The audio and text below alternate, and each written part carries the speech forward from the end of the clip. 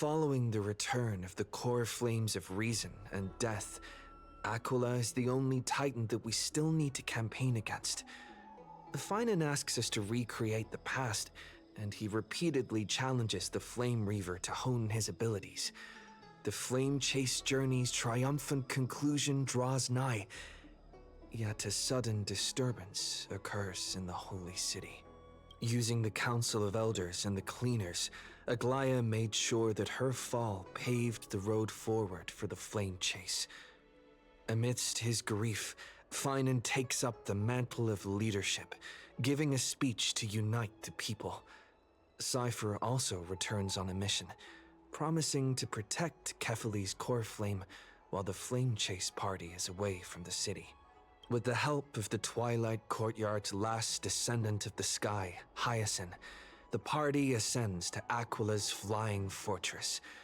Hyacinth resolves to fulfill the duty passed down over generations of her family, only to discover that the glorious feat of Seliosi the Day Thunder Knight campaigning against Aquila was nothing more than a blood-stained lie. At the same time, in the city of the dead dragon's bones, Cypher contends with the Flame Reaver who comes seeking the core flame. Though she holds out for some time, she is no match and is slain in the end. But she had already given Kefali's core flame to spirit thief Bartolos, ordering them to wait for an opportunity to deliver the core flame to Finan and the others. The Flame Chasers fight together to defeat the Sky Titan, which has become a combined being of the god and immortal. As they are trying to escape from the Eye of Twilight, the Dawn device suddenly goes out, and Hyacinth is forced to return the core flame early and remain in the sky to bear divine authority, becoming the protector of the people. Following Cypher's death, the divine power of trickery dissipates, and the 1,000-year dawn of Akama that is sustained by her lie comes to an end. The Holy City is met with the merciless invasion of the Black Tide as the powerful Flame Reaver moves in ever closer. At this moment of crisis, Mighty, Castorus, Tribi and Trinan, Cartonus, the Holy City Guards, and Don Hung all lay their lives on the line so that the Deliverer would have a chance to complete the mission. After making sure that I would remain safe, Finan enters the vortex of Genesis alone.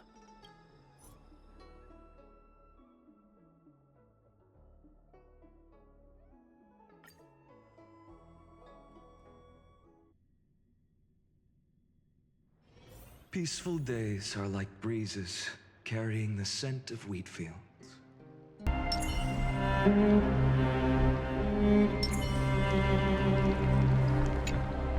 Please stay close to us. We need to rendezvous with Lord Don Hung. We will do everything in our power to clear the path for you.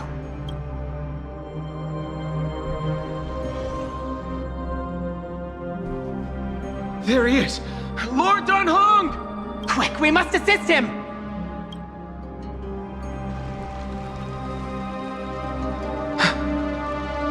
What are you doing here? Where's Finan? We are under Lord Finan's orders to escort both of you to safety, no matter the cost. Leave this to me and the Holy City Guards. Zeph, take them and go! Wait, Namasini. That black-clad swordmaster. Something seems off. At some point earlier, they suddenly froze in place, not moving at all, like some kind of omen.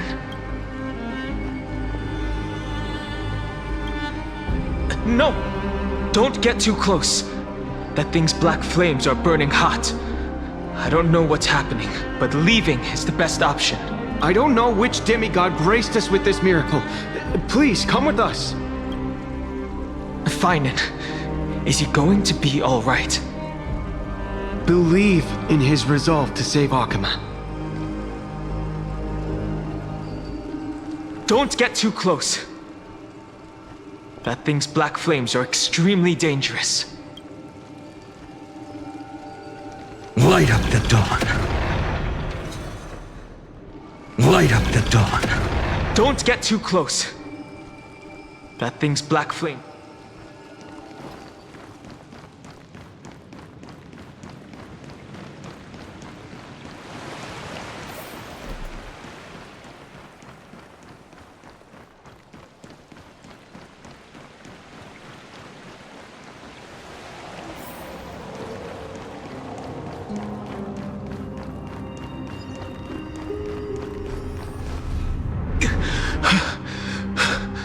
The Flame Reaver isn't pursuing us.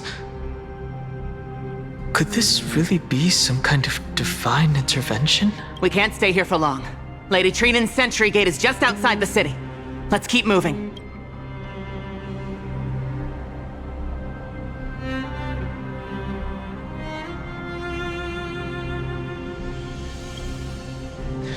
I agree. But Finan, he must have struggled a lot before making this decision. For now, let's get back in contact with the Express and plan our next move. That's the safest course of action. We need more information. On that note, I have a proposal. Who's there? I hope to convey a message to the two nameless. Mr. Screwlum? Who are you? Stand down. I order you to maintain a distance of 10 paces. It's okay, guard. This one is not our enemy. It has been a while, nameless of the Astral Express. I'm glad I arrived in time to stop that black-clad one from harming you further. So it was you.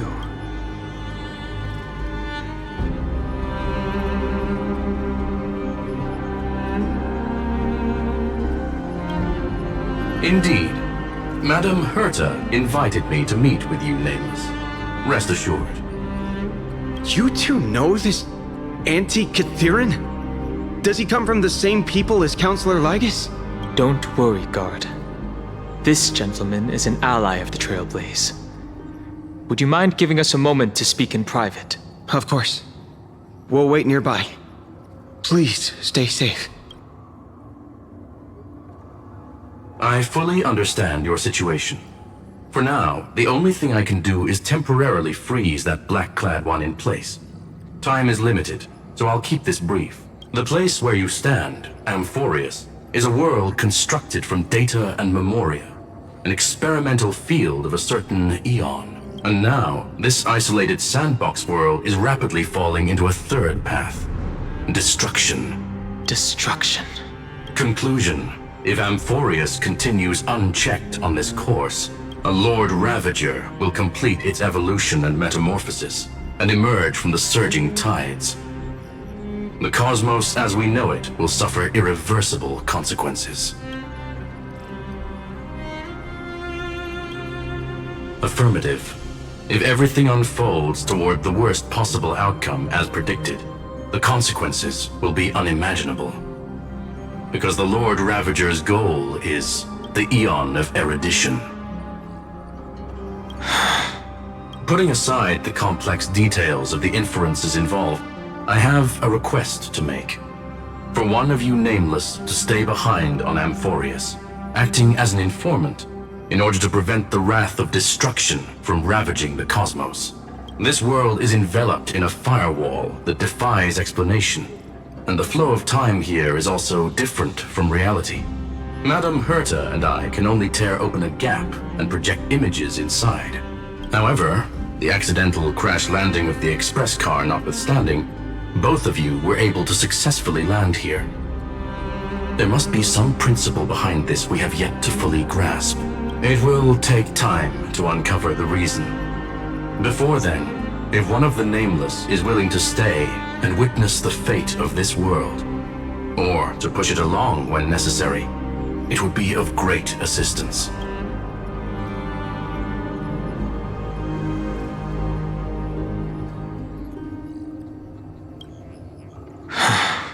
Mr. Screwlum, I believe you.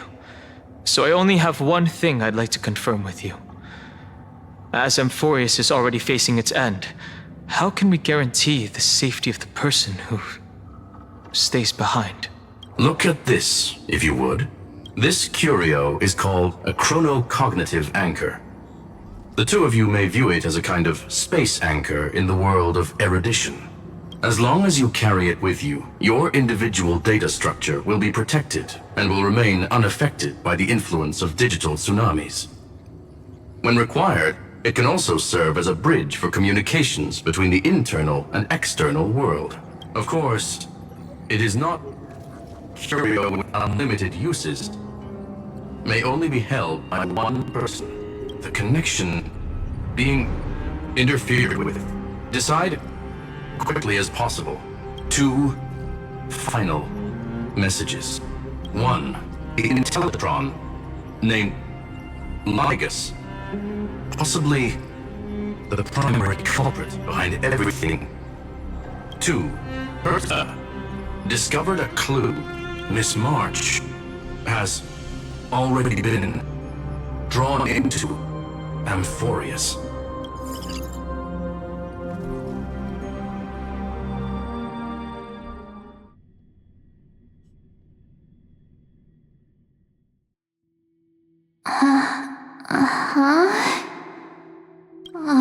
Cold.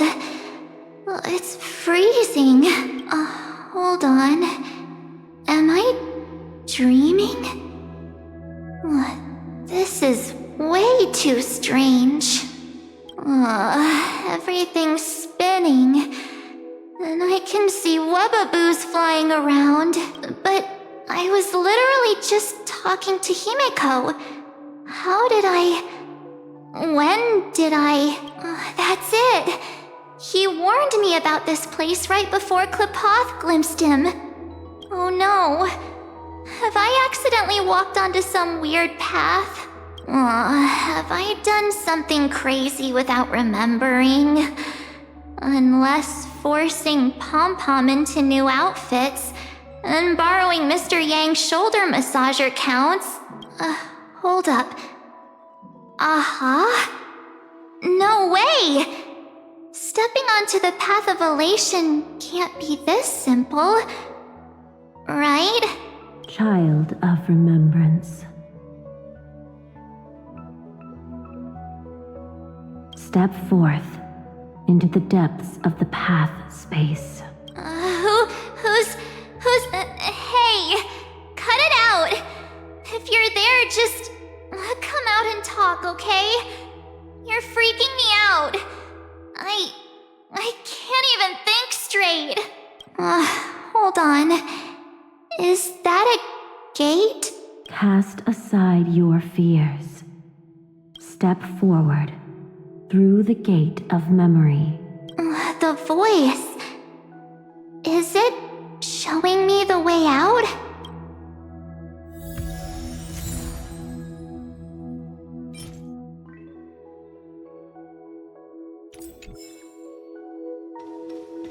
Oh no, don't fall for it! They're lying to you! Turn back now! Wait, Master Diviner? From the Woeful?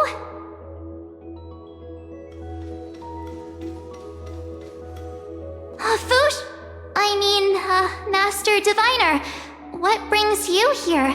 And you, Miss Messenger. Do I know you from somewhere? Good to see you again, March. A pleasure to see you, Miss March. That's it! Master Diviner used the Matrix of Prescience to help me search for my memories. And you, Miss Messenger, we met in that memory space. You said to me, the value of your life does not lie in what happened in the past, but in the present and the future. Your memory serves you well. March, I conducted some experiments with the 6-phase ice you left us. Thanks to the Garden of Recollection, the Matrix of Prescience has made a breakthrough in extrapolating the past. Now, we might be able to bypass the obstacles and look directly into your history. The Master Diviner is right. Continue down this path, and you'll be able to find your lost memories at the end. Since we last met, you've grown much alongside the Trailblaze. You should be strong enough now to bear the weight of your past. Well, there goes my Ice Princess fairy tale. I need to know, Master Diviner, Miss Messenger, This isn't just another dream, is it? If this is real, why reach out to me at this exact moment? The situation is dire. Your lost memories, they're crucial to the Garden of Recollection. She's right. The Garden of Recollection's existence hangs on your memories. The Garden of Recollection. You may not want to sacrifice anything to preserve the garden for now, but in time, you'll understand. Your destiny and the path of remembrance are extremely, closely intertwined. Now go. So, I just walk through that gate? This way, March. Your past awaits beyond the gate of memory.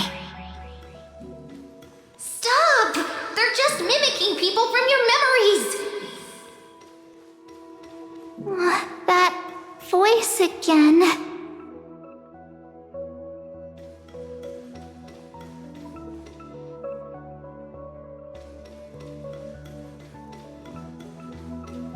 Don't let those bad people deceive you! The gate. Now it's... you two?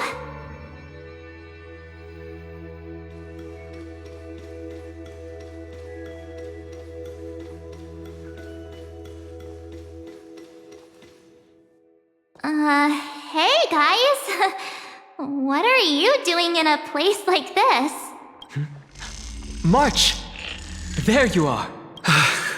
Finally. The trailblazing journey just isn't the same without you. Traveling's no fun without you around. Well, duh! What's Team Trailblaze without its star member? Wait a sec. You might look like you two, but... We understand your confusion. The Garden's allies helped us establish this Neuralink to reach you. The Garden's allies? You mean Miss Black Swan? Yes. She helped make this possible. Keep going, March. Find your past. Wake up and travel with us again. That sounds really tempting. Finding my past and continuing to trailblaze new worlds with you? Trust in yourself, March. It's gotten us this far, hasn't it? Follow us. Let's go through that gate together. Step into your past, March. Find your true self.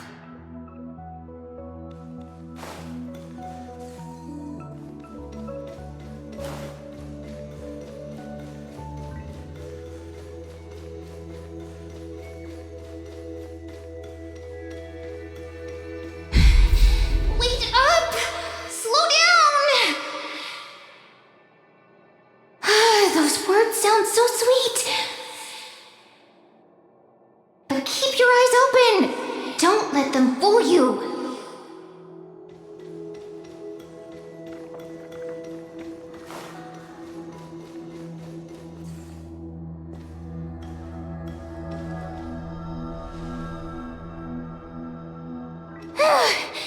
At last, I finally caught up.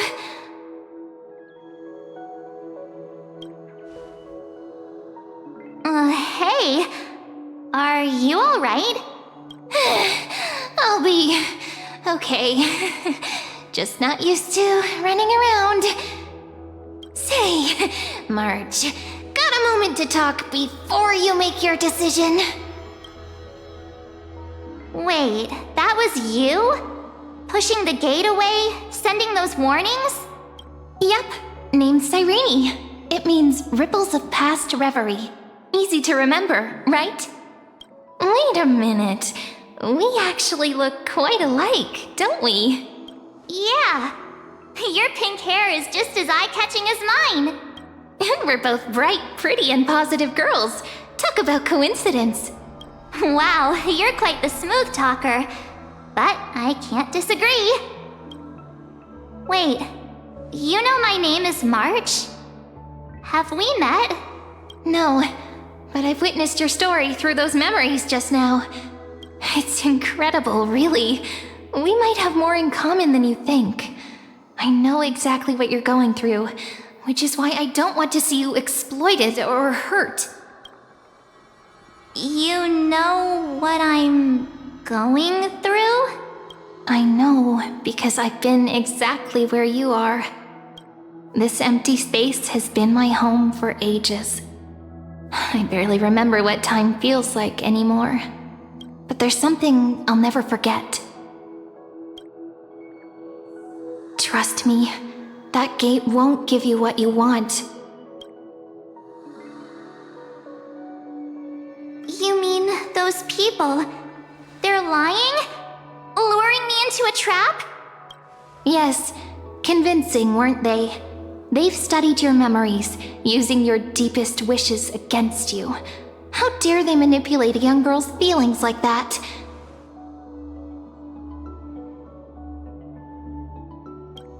If you go through that door, the worst-case scenario is you'll become their pawn, losing control over your own fate forever. You've seen what's on the other side? I may be stuck here with missing memories like you, but I still recall fragments of my homeland where I grew up. That door leads to Amphorius. Trust me, it's anything but welcoming. For ages, I've watched people walk through that door. They couldn't see or hear my calls. The voices beyond always promised safety, but I've never seen anyone return safely. So I had to try and stop you. To be honest, I'm not sure what to believe. But the fact that you're here, putting in all this effort to warn me, that means something. Tell me, Cyrene, how can I return to my world? It's really easy, actually. Just turn around and walk away from this place. The girl cannot be trusted. Through the door, save the garden. Both of you, children of remembrance. They never give up, do they? But don't let them sway you. Stick to your path. The return journey could take ages, longer than most lives. But that path will lead you home.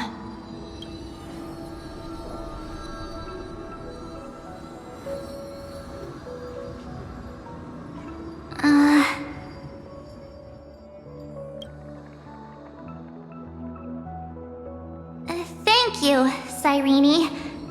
I know what I need to do. I'm going through that gate. Into Amphorius. Wait, what? Don't worry. I believe you. It's just that, for me, the only place I can call home is right beside my friends. 2 of my closest friends are already on their way to Amphorius. They may seem capable, but only I know. They're absolute disasters waiting to happen. They won't last 5 minutes in a new world without me. That's why I need to go through. Amphorius or not. When the 3 of us are together, there's nothing we can't handle.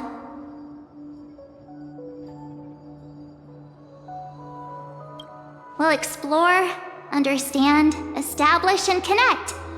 After that, we'll find our way home together. I see. You've got people who mean the world to you, too. That is so heartwarming. March, if that's what you've decided, you have my full support. Birds of a feather we are, looking all sweet and innocent, but with hearts of fire.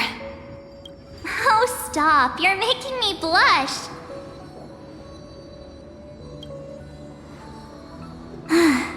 Well then, I guess this is it.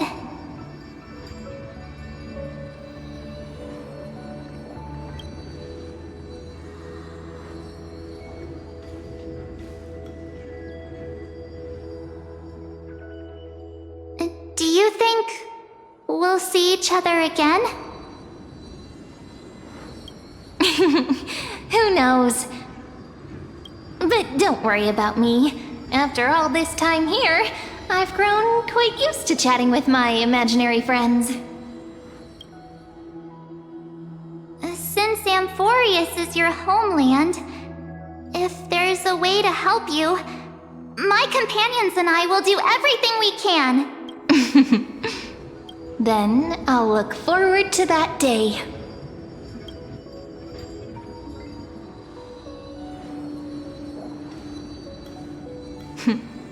Your story awaits, March. Make it an epic one.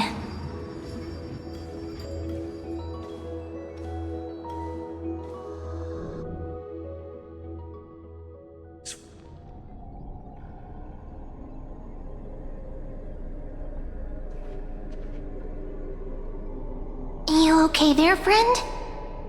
Something seems to be bothering you. The vortex of Genesis. We made it back.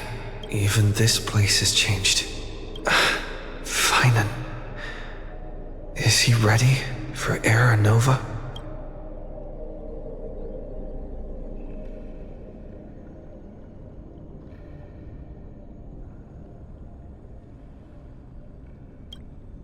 Yeah, we've come such a long way. If what that machine gentleman said is true, if Amphorius is destined for destruction, then I'll stay by your side until the very end. Like how you and Dun Hung treasured the Express. Amphorius means everything to me. Right. Time to see the last core flame restored.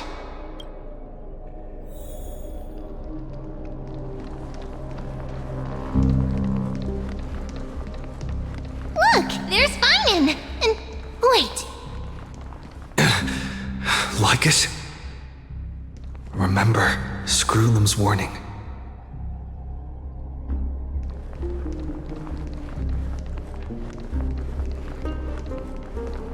And you, Lord Finan, will wield that core flame to bury this ancient world, plunging everything into the gray unknown. None of that matters now.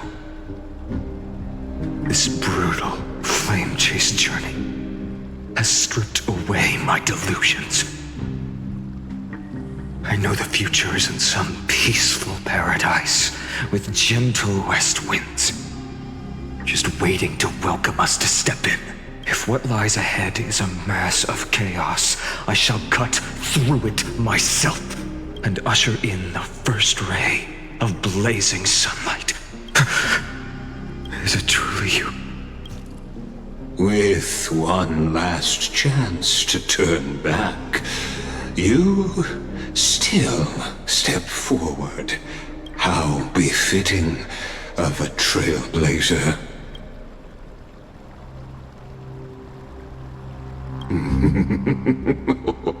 You misunderstand. As our world nears its end, the ones who walk the infinite paths have embraced their destiny. As the Theoros, it is my duty to witness the world's future and oversee this final core flame ritual on their behalf. The trial of world-bearing. The ritual of Era Nova.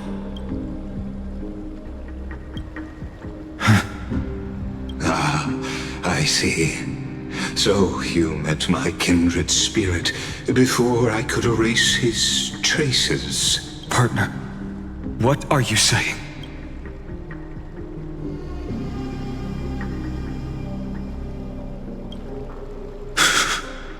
I've had my suspicions. How does a native Antikytheran know so much about repairing vehicles from beyond the sky, Lord Lycus? How much do you truly know about Era Nova? Tell us everything. Very well. I need no longer maintain this Theoros masquerade. You seek truth, Lord Finan, and truth you shall have. As you know, when the old gods fell, someone had to bear their broken pillars to fill the vacant seats. Those who would assume divine authority must prove themselves through trials. Yet, for Kephal's demigods, the possibility of overcoming the trials has forever been non-existent. For the world-bearing trial is the divine duty itself. Bringing forth the Era Nova and bearing its weight is an endless ordeal, ceasing only upon collapse. Precisely. The Era Nova ritual is not something that can be completed in an instant, no, but a long and arduous journey. While the sacrificial journeys of other demigods conclude in this world, Kefali must shoulder the gods' core flames, bear the memories of all worlds, and stand unwavering until the next world, when the black tide consumes the bearer and all that they carry, leaving nothing behind. Unless their core flame finds a new bearer. The holy flame that illuminates all worlds rests in your hands. All that remains is one choice. Nurture it, pass it on to future generations, or extinguish it here and now. Deliverer, the fate of all worlds rests in your hands. Enough testing. I've made my decision. But before I ignite the dawn of the next world, you need to promise me something. 2 things, actually. Speak your terms. Promise me this. Professor Anax's vision of the new world is absolute. The world will be reborn from my memories. All souls, living and dead, will return as the first humans, unchanged from their past lives. And my friends, the fallen demigods, they shall transcend the cycle to become new titans. Our heroes shall not have died in vain. Of course. This I can guarantee. Good. The second one. Promise me that the Trailblazer can return safely to his homeland, unbound by Amphorius' laws. My apologies, but I cannot promise this. As you mentioned, he now bears the Time Titan's authority. His bonds with this world run too deep.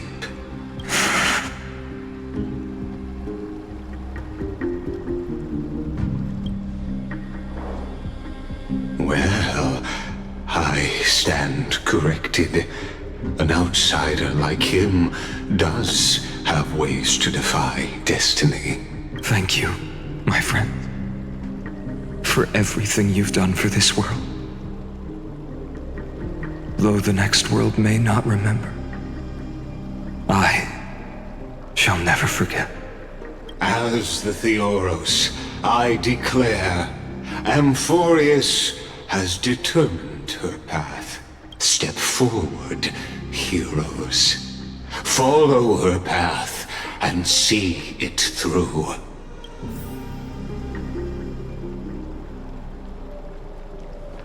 Light up the dawn. As our world draws its final breath, I stand before you as the Theoros.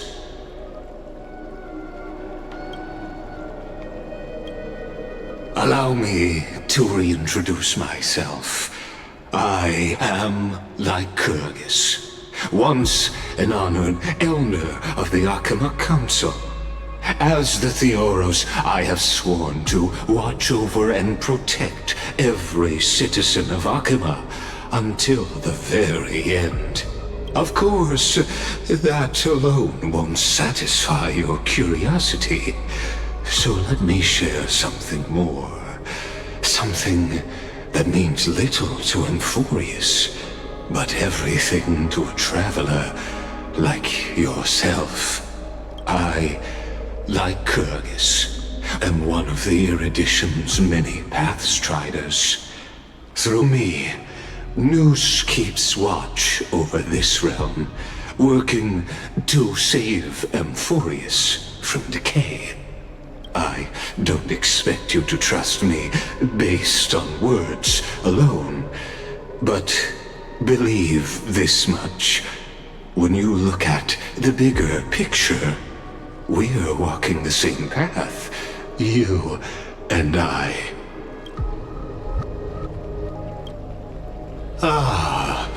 While the Holy City may honor me, I am but a humble speck before the cosmos.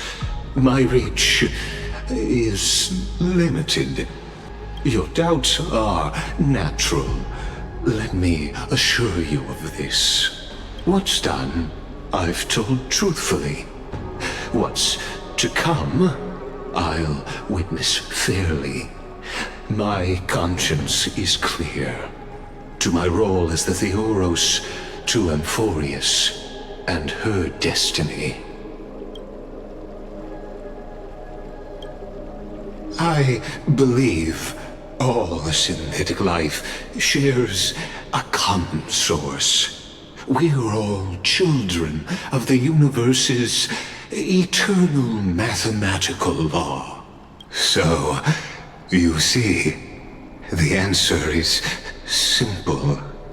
That brilliant mind is my kindred, a brother, if you will.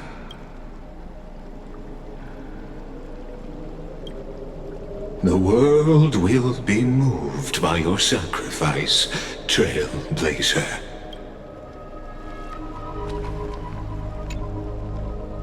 Without you, we could never have reached our prophesied tomorrow. Thank you for walking this path with me to the end. Behold, oh gods, Amphorius has achieved her victory, and the Era Nova approaches. The radiant soul has arrived, having walked through the bustling nights, bearing the golden fire and blood, stepping with pride into daylight. He is the pure child, walking upon the path of yesterday, today, and tomorrow. He is the first to be born, first to be named among the nameless. Eternal in form, limitless in reach. He treads the endless night underfoot. Greatest of kings, protector of the displaced, raising humanity's children above their adversaries. The firmament of molten gold courses through his very bones and flesh.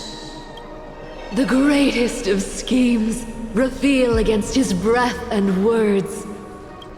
In the golden lakes of that beautiful new world, he shall wash himself clean. There. Finish what we first and last wished for.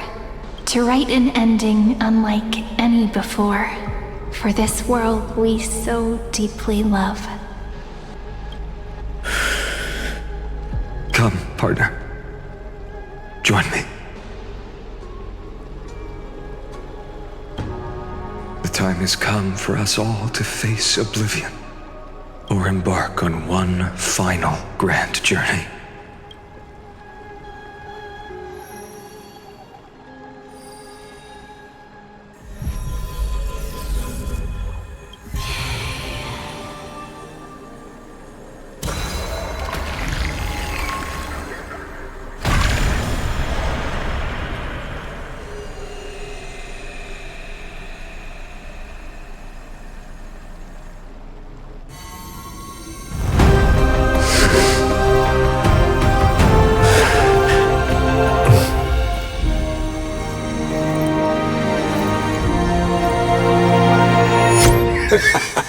What a magnificent and epic adventure.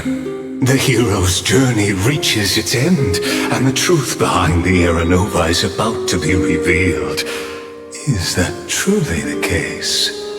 Here, as the Theoros, allow me to humbly request that you find a moment to listen to what I have witnessed. This is about the nature of Amphorius itself. A story of the prime mover of life. My, what a broad topic this is. Where shall we start?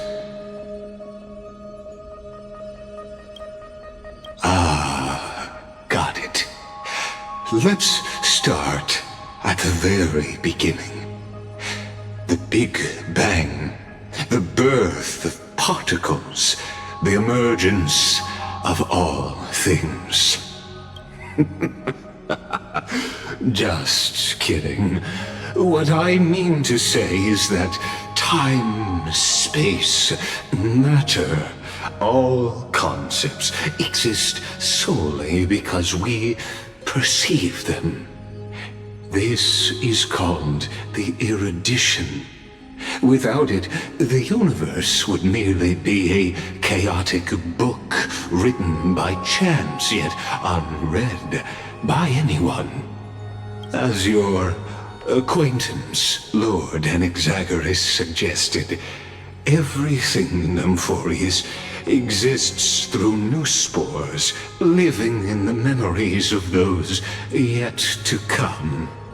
Oh, how beautifully it aligns, revealing universal truths in such simple terms. Only he could solve the riddle of what exactly are we?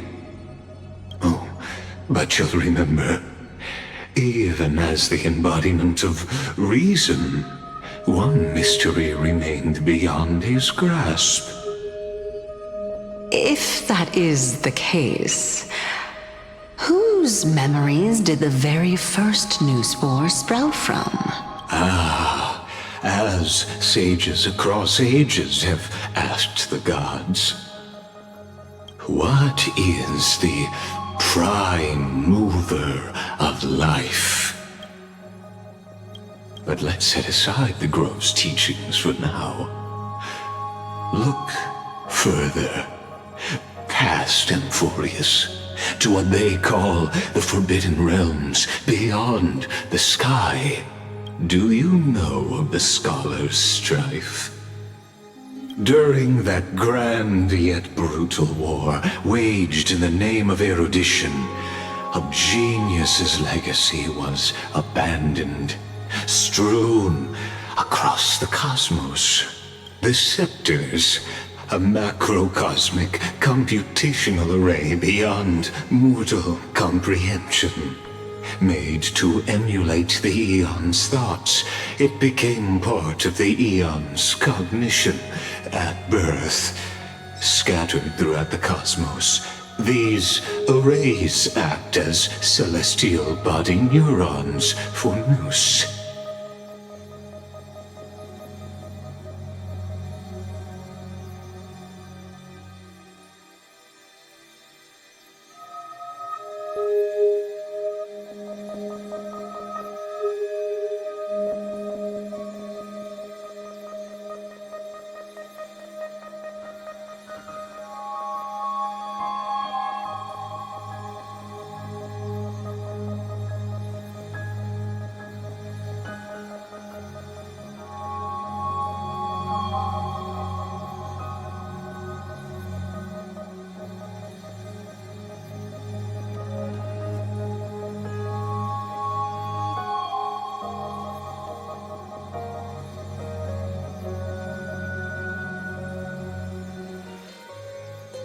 But regrettably, as everyone knows, the erudition forsook them all.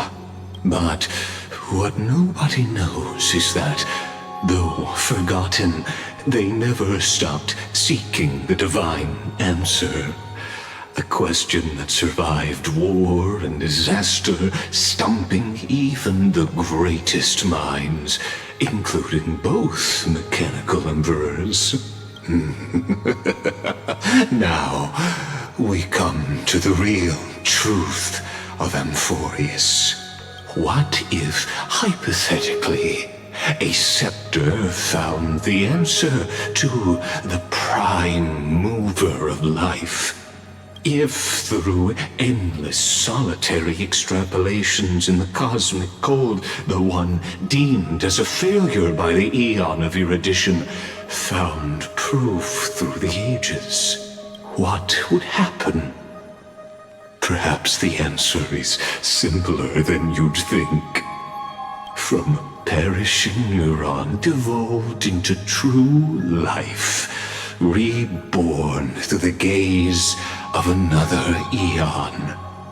This is a tale from the distant past, unknown to all, even unheard by the greatest geniuses.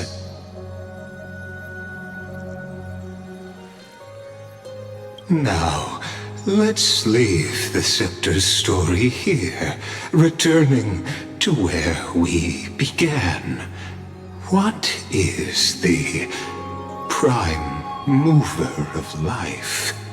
Actually, you know the answer better than you realize. It's been by your side, accompanying you throughout this long journey. Right now, it awaits you ahead, in that brave new world, beyond the end of Genesis.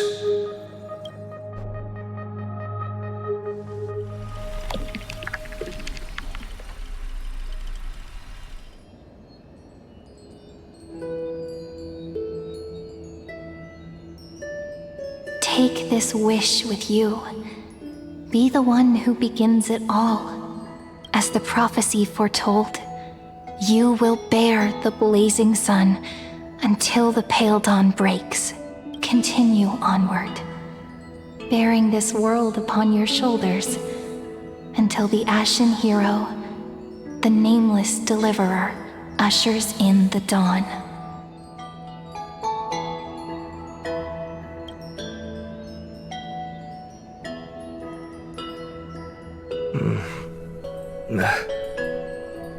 Such an odd dream. Strange. Like I've dreamed this before, but it all slips away when I wake. Only a voice remains. Who was that?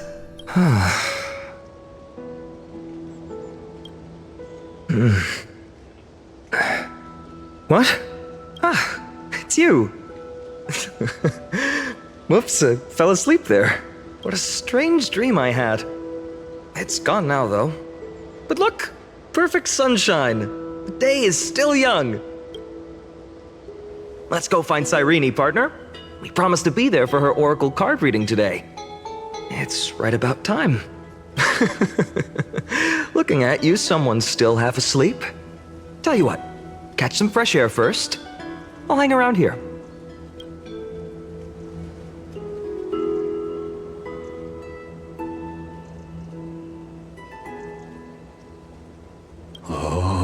Beautiful, isn't it? This is Ides Helesii, home of the nameless hero who carried Kephale's core flame. When he was young and innocent, he had heroic dreams, imagining his wooden sword was forged of iron.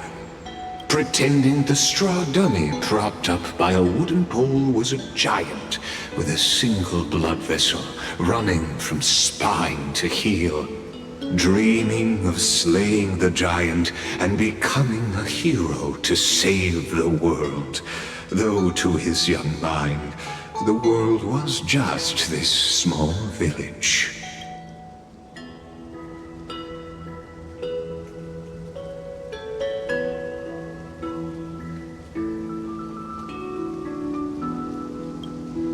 Sharp as ever. Indeed, these memories you witness are the first steps of his journey. These are his first memories. Rather than watching, why not join in? Think of it as immersive theater. Become his lifelong closest friend, witnessing his hero's journey from the best seat in the house.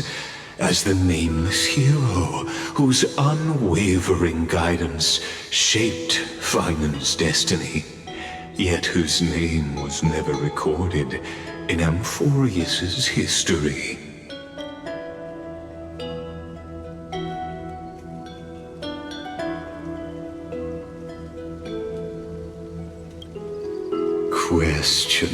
Questions. Let's follow along and find out. Many mysteries lurk in this village beneath the veil of Evernight. Your questions will find answers as the story unfolds.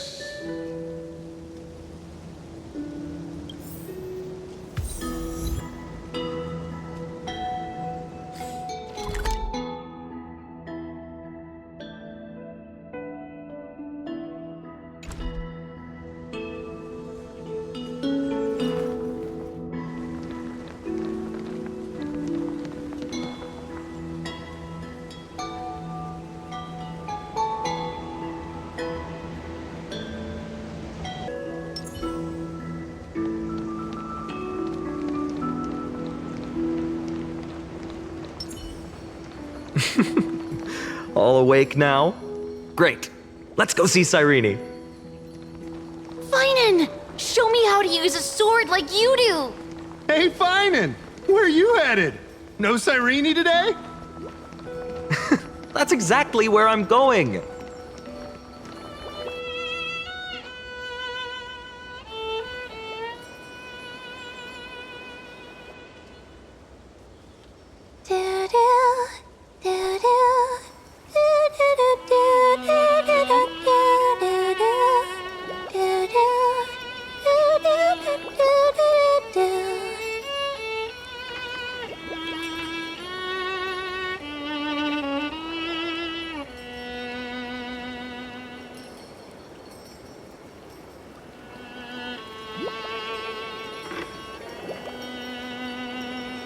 Found you. That's...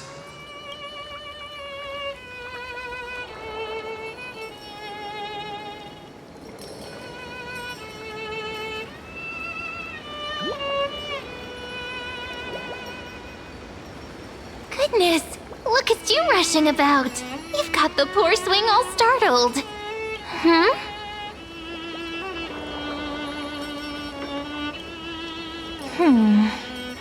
There's something oddly unfamiliar about this. Something wrong? What do you see? Oh, nothing much. Just suddenly felt a strange connection. Look at you, leaves in your hair. Were you sleeping in a tree again? Or was it the wheat fields this time? At least brush yourself off before wandering around. Come on, I'm not a kid anymore. You're the only one who still treats me like one. Sure. You may have the height advantage, but when it comes to maturity, I'm leagues ahead of you. Still fantasizing about being in heroic adventures and imagining yourself as one of the characters? That's the kind of thing kids do, not grown-ups. Don't you agree? And since you're playing along with his antics, who are you pretending to be today?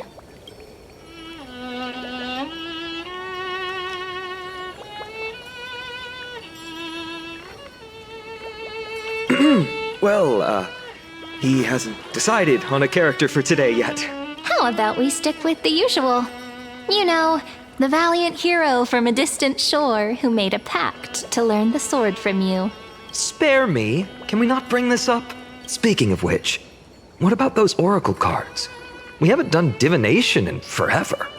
Why the sudden interest? I was just about to tell you. Earlier, while napping on the swing, I had the strangest dream.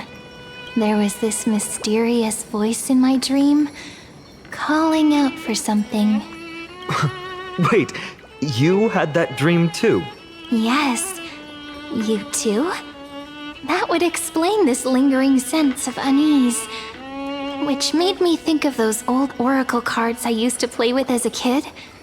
Though the Ornyx prophecies were always hit or miss. Yeah, all the kids would get so excited drawing cards like ruler or warrior, but throw fits over devil or drunkard and demand a redo. If you just redo it when you don't like the result, what's the point of divination? The blessing of childhood. Believing the gods might not notice our little corner of ID Silicii, willing to let our small deceits slide. Still, fate is absolute.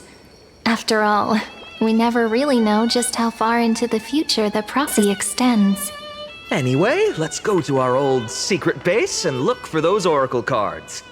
Now, where did we hide those? I can think of a few spots. Let's go check it out. In a village this size, I bet all our childhood treasures are exactly where we hid them. Mm-hmm. Time must be keeping them safe for us. The weather's great today. Have fun.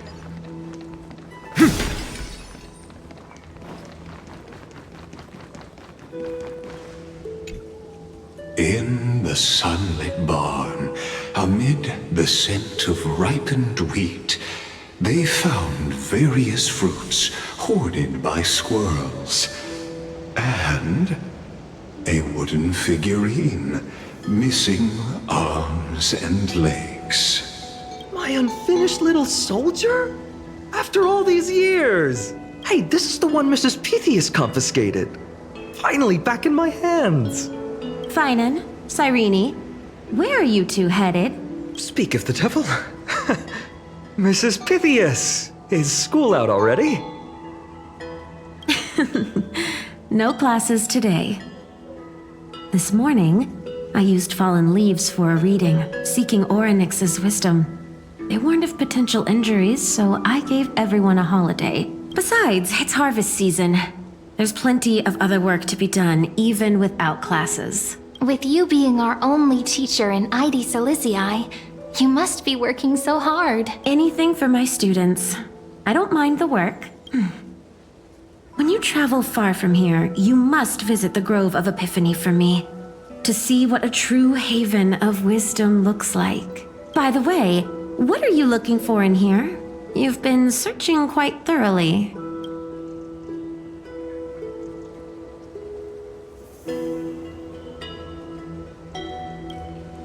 Thank you, my friend. Time to take our soldier home. All right then, I should be going. It might rain tonight, so don't stay out too late. So this is where the wooden figurine you carved during class ended up. And here I thought I knew all your hiding spots. To be honest, I'd forgotten all about it myself.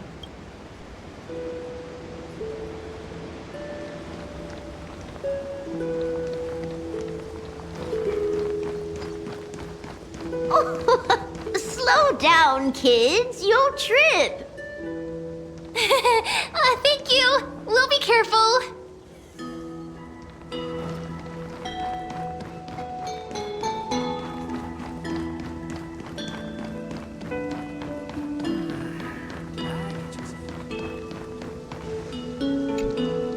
It's mine. I caught it fair and square. You did not. It's mine. Finan, Cyrene, come quick! Look at this huge bottle I just caught! Give it here! My rod, my catch! I only let you borrow it, remember? What's got you two so worked up? Here, show me.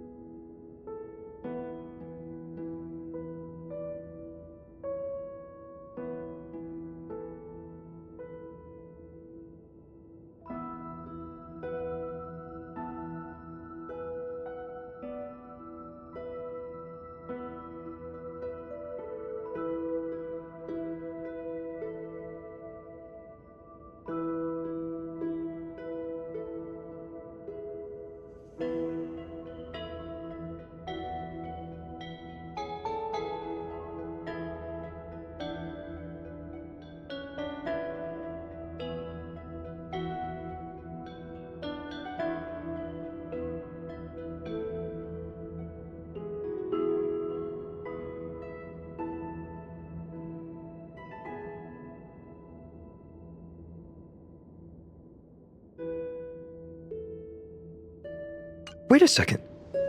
This is my old wish in a bottle. How did it end up here? Ooh, I want to see. What did little Finan wish for? Not happening. This stays sealed. Pisto, Livia, dinner's ready. Coming, Mom.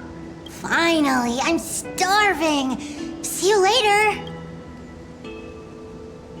You know what's funny? I really thought tossing that bottle into the sea would carry our wishes beyond Ides Elysiae.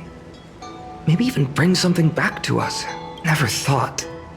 The waves would end up pushing it back ashore.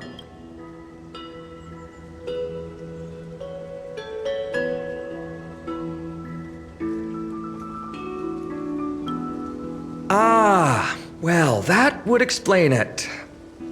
What a shame. No sign of the oracle cards. Let's see.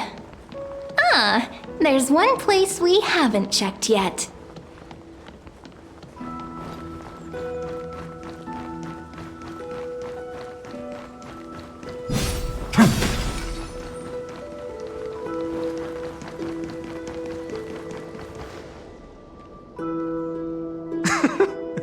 Well, those were the days.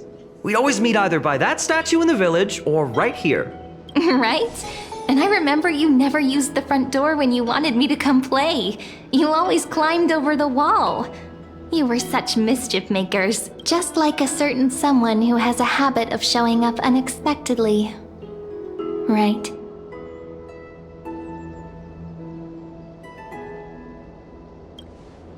Oh, giving me the silent treatment?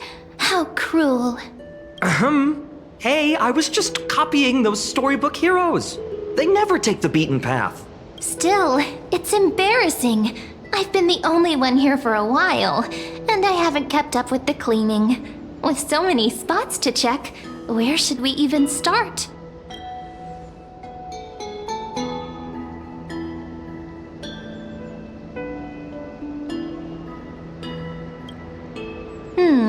A cellar. I think I remember one. It was deep. So very deep. Well, if we're talking Wonderland stuff, it's not that different from my hero stories. All right, let's split up. I'll handle the yard, you check the upper floor. I wonder what the view's like from up there. Worth checking out? Good taste.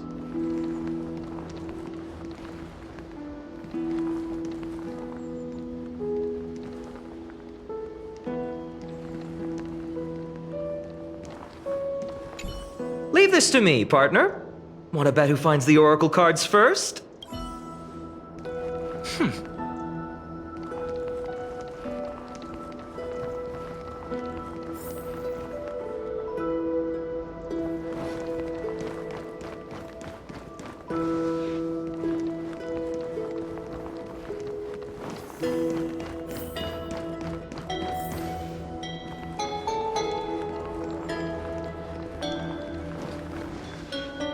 The girl before you carries an air of mystery, her secrets elusive, yet her demeanor toward you is exceptionally warm.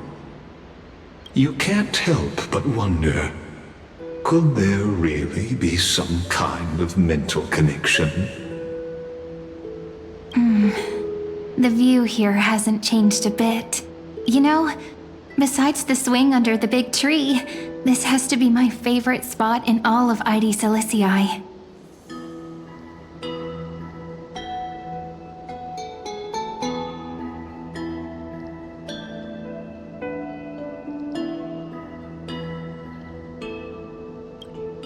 I remember drawing Ides Elysiae as a child. Nestled between the sea and the mountains, I'd always stop where the sky met the sea, and the world beyond was just too vast to imagine. They always said I'd become the next priest of time, just because I heard prophecies as a child. But here's the thing. The more divinations I do, the more doubt creeps in. I want to believe the prophecies, but actually leaving Ides Elysiae, where will that waiting ship take us, I wonder?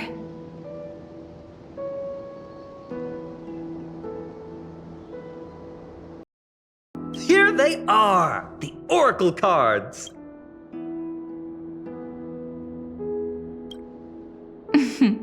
Guess reminiscing makes us take our time, doesn't it? There we go. Looks like the gods do listen to our thoughts. Here it is! This is the box where we kept the cards. But the cards are gone. Who could have taken them? Huh? What's this underneath?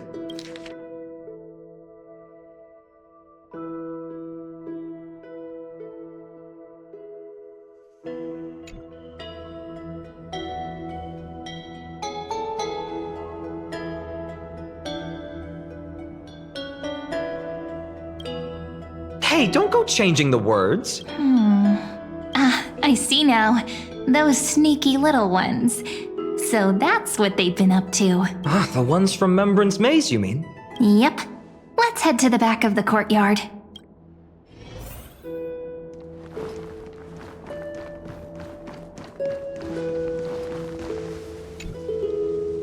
The entrance should be around here somewhere. Right here.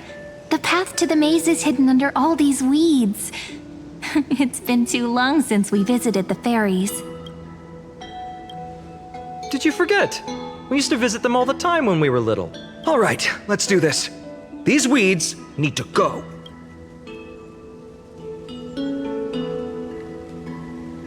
Pretty sure this is it? Should be this way. There it is! The entrance! That hollow in the tree.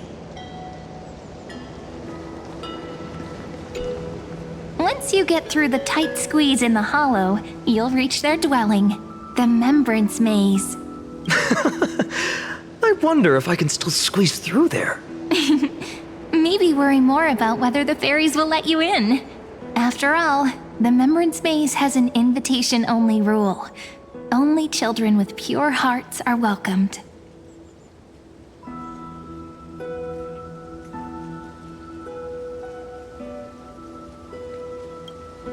Getting approved by the maze's fairies was like our childhood badge of honor. Regardless, how about we try getting through the hollow first? After you, then. What? Oh, sure, I'll go first. So hasty, as always. Looks like it's just us now. Care to finish that chat? To be honest, from the moment I saw the cute note left by the fairies, my intuition became even more certain. Perhaps when we step into the maze again after all these years, the wheels of fate will finally start turning. Oh, just a girl's intuition. But you know what? Even if fate is set on its path, no matter where it steers the world, if we're together, there's nothing to worry about, right? So, if you're willing, forget it. If the wheels do begin to turn, that's when I'll make my request.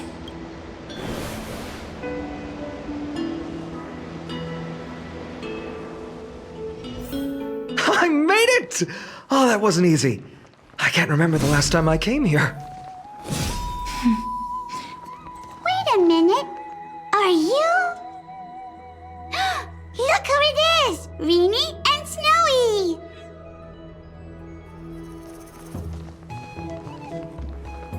Whoa! Look who's finally back, Memmy! Snowy, you've grown so tall and dashing. I couldn't even tell it was you at first. We had to grow up. Sometime. But look at Rini. She hasn't changed one bit. How fascinating. Perhaps I'm like you, Rayleigh Mem. Just another fairy of the maze.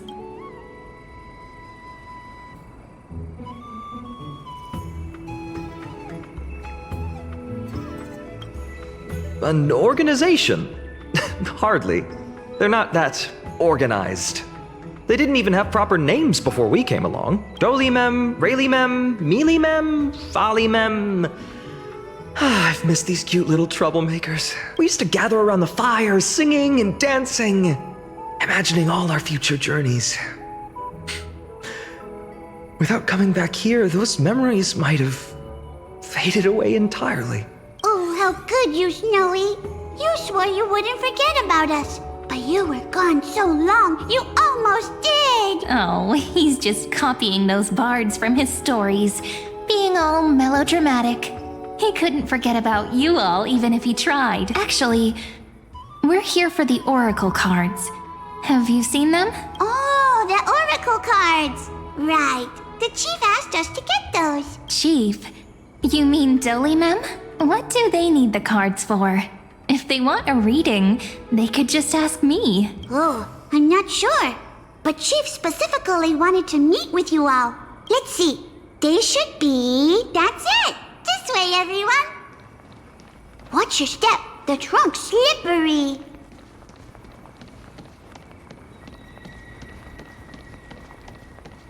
Chief! Reenie and Snowy have returned! Why do leaves and branches grow?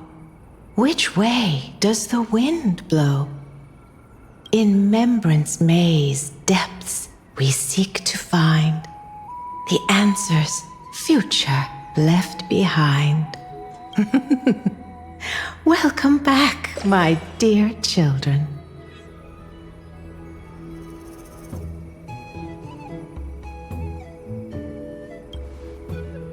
Right? Though Dolimem always says they're just songs, not poetry. Oh, Chief, you haven't changed a bit. Still so full of life. Oh, no need to fuss, my child. You haven't forgotten, have you? As long as our songs are sung, the children of the maze will live on, just as our paths stay forever linked. Here, take it. I'm sorry I had to resort to such methods to bring you here. My book of Oracle cards. Thank you for keeping it safe. You know, you can always just ask if you want me to divine something. Still, bringing us here like this after so long. Is something wrong, Chief? Yes. The Veil of Evernight whispers to us once more. It tells of a new fairy who will soon enter the maze. Indeed, every time a new fairy arrives in the maze, it means that beyond the veil, in the vast lands far from Ides Elysiae, a great calamity is on the horizon.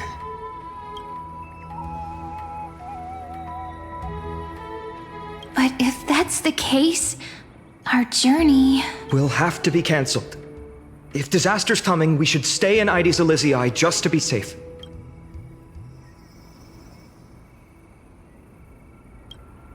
That's a good point. But what difference could Cyrene and I make? We weren't planning to be gone for long. Just enough time to hone our abilities. Finan would train in Castrum Kremnos, while I would seek the Fake Titan's blessing in Yanisopolis. Then we'd return to Ides Elysiae to help keep our village safe. It's okay. I can still practice my swordplay here. Some things you can learn on your own. Well, probably. That's not very convincing. Here's a thought. Let's have Cyrene do a reading. If fate wishes to show us its path, we might find some peace of mind. But what if we don't like what the cards tell us?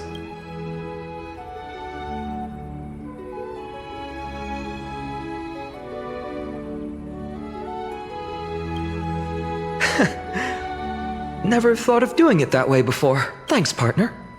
We'll do it your way. Whatever the cards show, we'll face it together. Ask with a true heart, and truth shall answer in kind. Close your eyes, and let's open the Oracle card book together.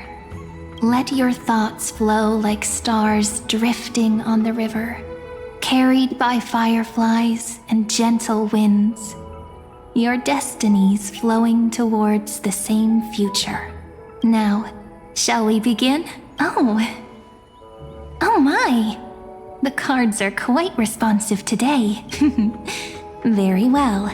Let's see what future the Oracle cards wish to show us.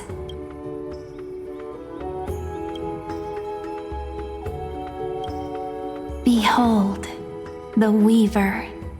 It connects the romantic threads of the chrysalis of gold, weaving all destinies into golden silk that flows toward the most brilliant, magnificent future. The dance of thread and blade set the stage. So shall it end as gracefully as it started. Such elegance. The Gold Weaver must be of noble birth, such high standing. I doubt someone like me could ever reach it. This is the Gatekeeper, who guides people to their true path among myriad passages. We have surrendered our countless senses, dedicating ourselves to the sacred whispers within the temple. Wait. It almost feels like I can hear the echoes within a temple. And are those children singing? It feels overwhelmingly solemn, yet strangely comforting. The ruler stands for discipline, authority, and glory, but frequently also points to isolation and warfare. Even should you pledge your loyalty to me as the last sovereign, the glory shall be mine and mine alone. He who has slain a king can no longer bear the title. Let the withering lion walk his last path alone. Is this showing us a ruler who forsook their people? Stories of such bloodshed like this feel so different from Heidi's Elysiae. But they sure can stir the imagination. Ah, the Traveler. Our little trickster. Always hiding behind other cards, disguising itself. What a rare catch. Over here! Or perhaps here! Gotcha! You'll have to be quicker than that. A teasing voice. Just like a child playing hide and seek. Surely only a master of mischief could pick up this card.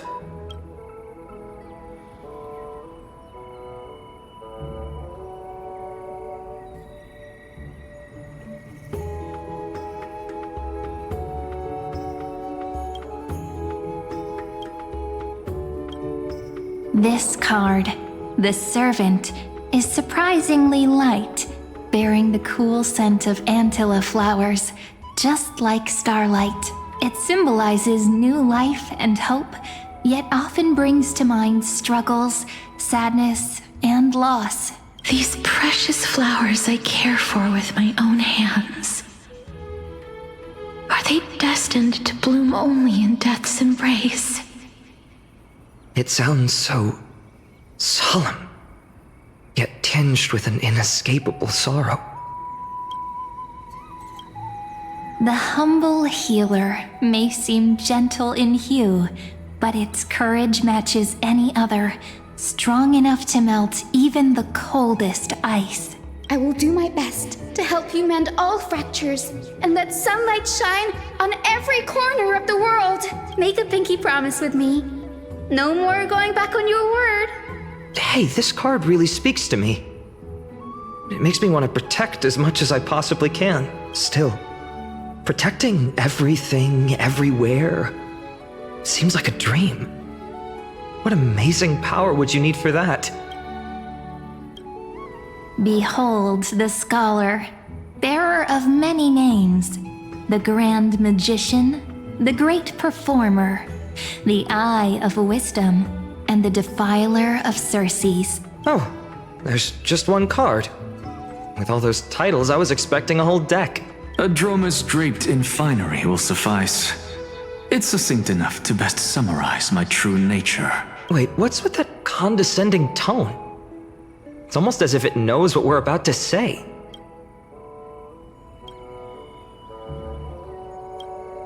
The Deliverer. According to the tripartite prophecy, this card means absolute harmony and perfection. In fact, it's the only oracle card without a dark side. What, no divine whispers this time? Oh, silly. This is simply the card you drew for yourself. The sleepy village of Ides Elysiae, in just one fleeting moment, welcomed an array of legendary figures. The Weaver, Gatekeeper, Ruler, Traveler, Servant, Healer, and Scholar. Their stories and wishes showed the village boy glimpses of a world larger than he'd ever imagined. They brought tales of raging battles, of cities crowned in holy light, and of wonders beyond his understanding. Each story so far removed from his simple village life. Once, these were just images on his friend's oracle cards, and yet destiny now stirs in resonance with the maze. And now, they are right in front of one's eyes. The Deliverer? This card again. Ah, my child. It seems you're destined to bear the wishes of many, to answer the world's call. Bear their wishes? Yes, just like Kefali, standing eternal atop the mountain. My parents, they only wished for me to grow up, well, to help around the village, stay out of trouble. Mrs. Pythias wished for more books in her little schoolhouse, wanted us to all learn and grow. And little Piso, he wants to grow up strong like its father, to become a hunter. Is that my purpose? To fulfill their wishes? Perhaps. For a true deliverer, such wishes are but droplets in an ocean. After all, Kefali bears the weight of the entire world. Right. How could any human possibly measure up to a Titan? I wonder too. Perhaps... What's this? What you see are futures written in the cards. Or rather, the people you'll meet on your journey. Sometimes, fate can guide us when we're lost. Let's consult fate itself. Maybe then we'll know why we must take this path. And learn just how many burdens one must bear to become a true deliverer.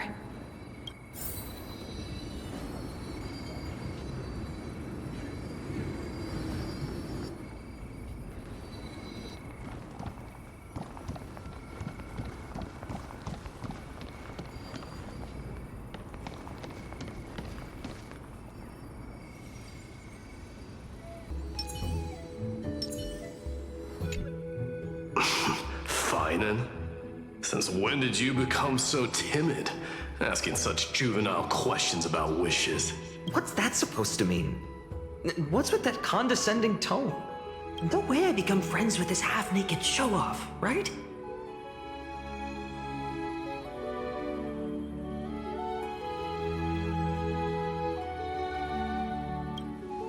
Horrifying. Is that really something I'll enjoy one day? What are you mumbling to yourself now? Whatever. The wishes of the Kremnon warriors are done, but I survived 1,000 deaths only to fall to a coward's blade. That masked flame reaver who struck from behind. Finan, you look... Never mind. That blank look tells me you're completely lost. My wish is simple. One honest duel. Face to face, blade to blade. Then I'll strip away that mask with my own hands. Nothing but violence and vengeance. This person's wish is nothing short of brutal. Still, those eyes burn with the noble pride I've read about. This wish, I shall not forget.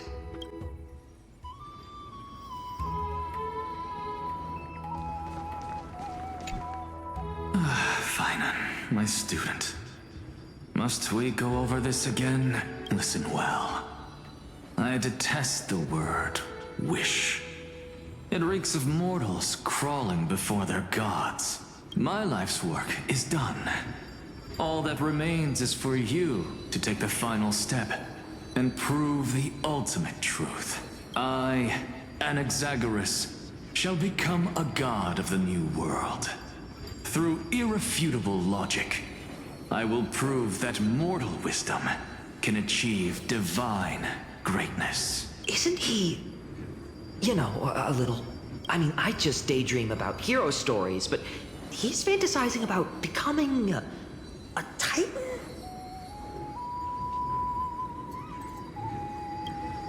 Well, that's... something. Could I ever be that sure of myself?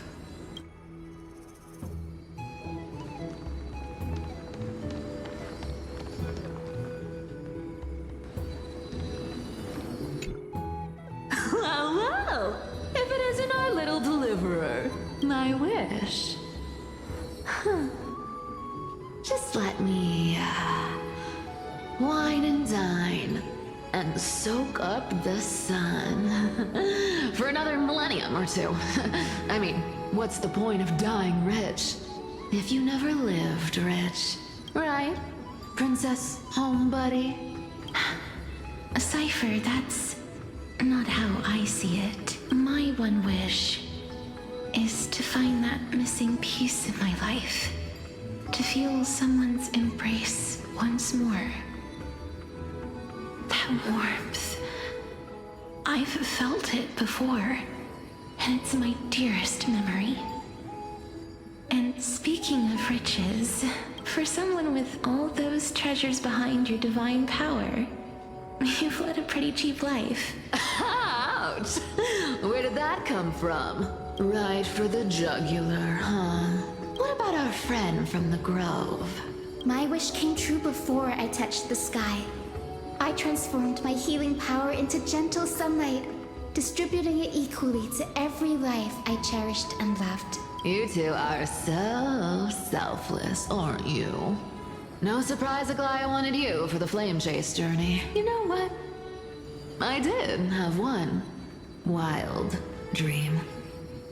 To know what it feels like being born a noble lady, drowning in riches. Just think, if I traded places with that seamstress, me in the mansion, her on the streets. I'd like to see if she'd still become the gold weaver then. Maybe I'd even take her place.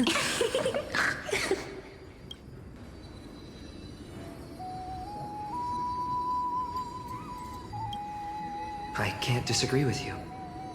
These wishes aren't weights to bear. They're like those candy wrappers the Ides Elysiae children love, shining even brighter when bathed in sunlight. Warm embrace, equal healing, and perhaps living free. They're all wishing for a kinder world in their own way.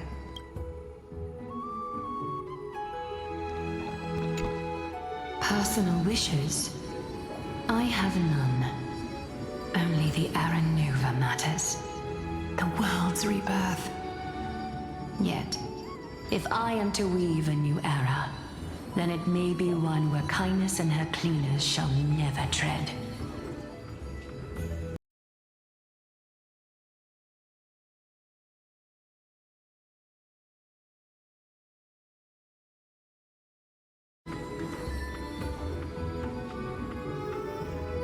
These crawling parasites have no place in Akama, especially not under the deceitful claim of human rule. That noble lady?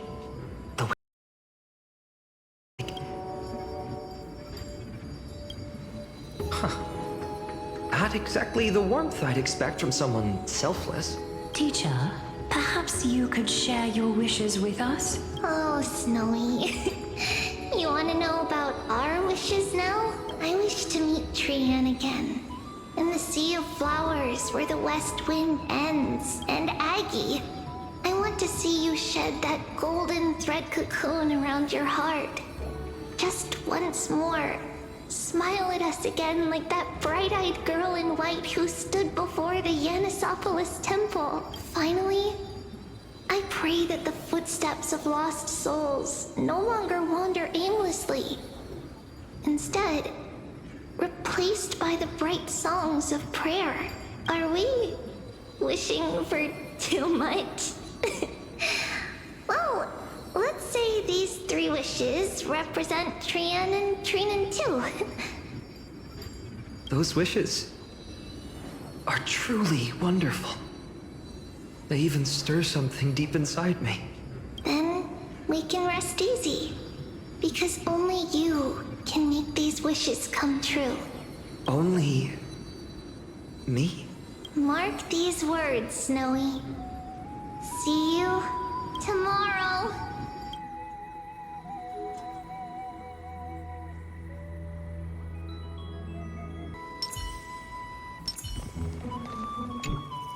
So tell me, has the uncertainty in your heart begun to fade? So many faces in my future. So many wishes. Still, why would fate choose to show us this path? What's weighing on your mind? Didn't you say disaster would strike Amphorius? If so, shouldn't Cyrene and I stay in Ides Elysiae? How could we possibly meet all these people?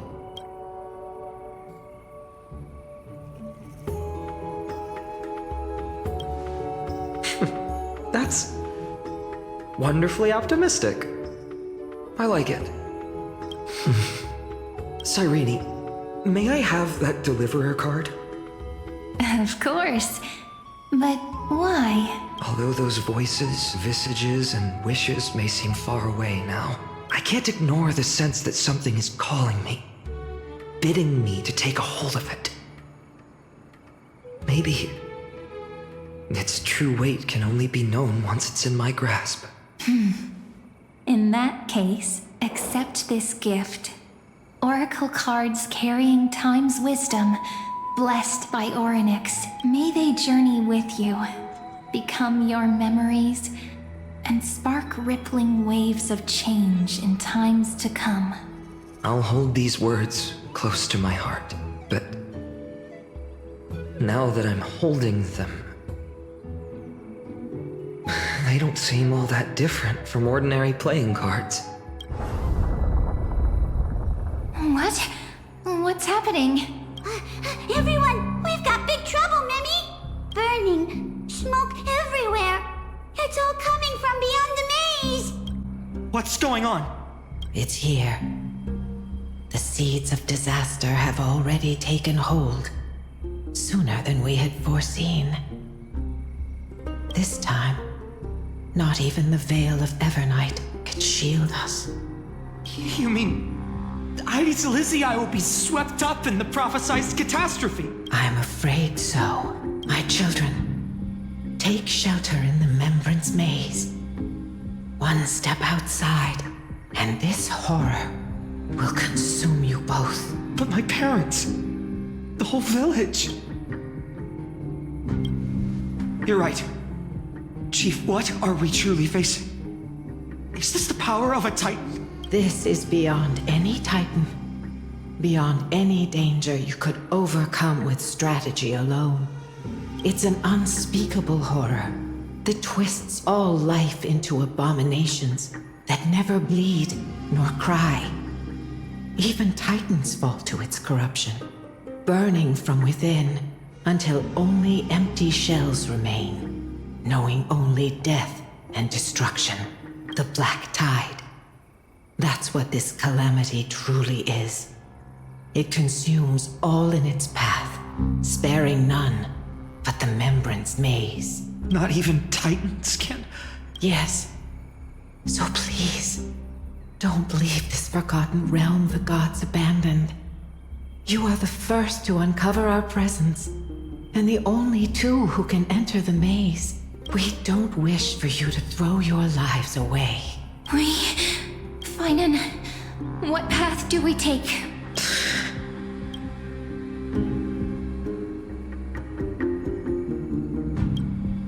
I learned the sword to protect those close to me. If I run now, I'll never be worthy of lifting a blade again. Then what we must do. Indeed. Our friend is right. We must take action. Forgive me, Chief, but Ides Elysiae needs us. And as her child, I must act. Very well. Make sure you protect yourselves. With me, Cyrene. Join us, my friend. Even without a sword, I'll take a rake. Even with the roughest steel, I'll keep our home safe. Deliverer, the card's truth extends beyond its mere literal meaning. There's another hidden layer within, not someone perfect from the start, standing high above, casting merciful gazes upon the world, but one who starts small, from a humble village, expanding their world within step by step, learning to save others as they grow. When we were little, I told him I wished this world would never need a deliverer. Now that wish has shattered. Yet I'm glad he's chosen to walk this path. And all of this happened because you believed in him, friend. Shall we? It's only when you're by our side that Finan and I... that our hearts find their courage. I know you're watching us right now. Aren't you, great hero from the future? Oh, Deliverer. Such cruel irony. Though destined to bear the world's burden, this boy can never become the hero to bring forth the dawn.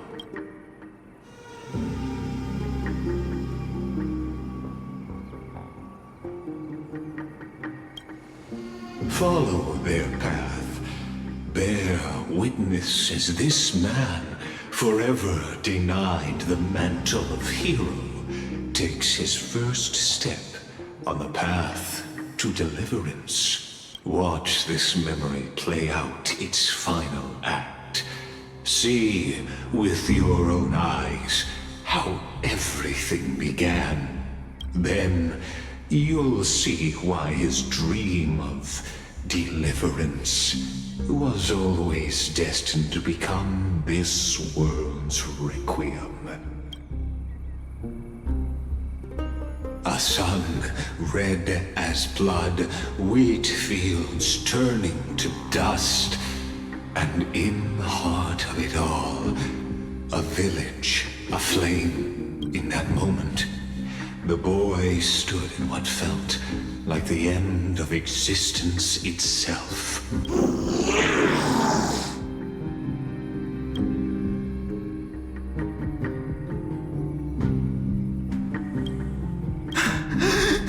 These creatures, they're everywhere. Someone, anyone, where are you? No, it can't be.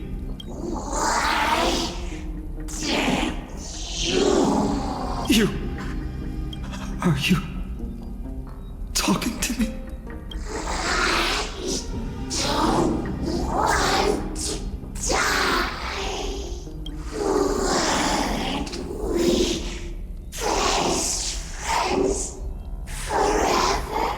No. That ribbon, Olivia. No. I should have known. Save us. Save us.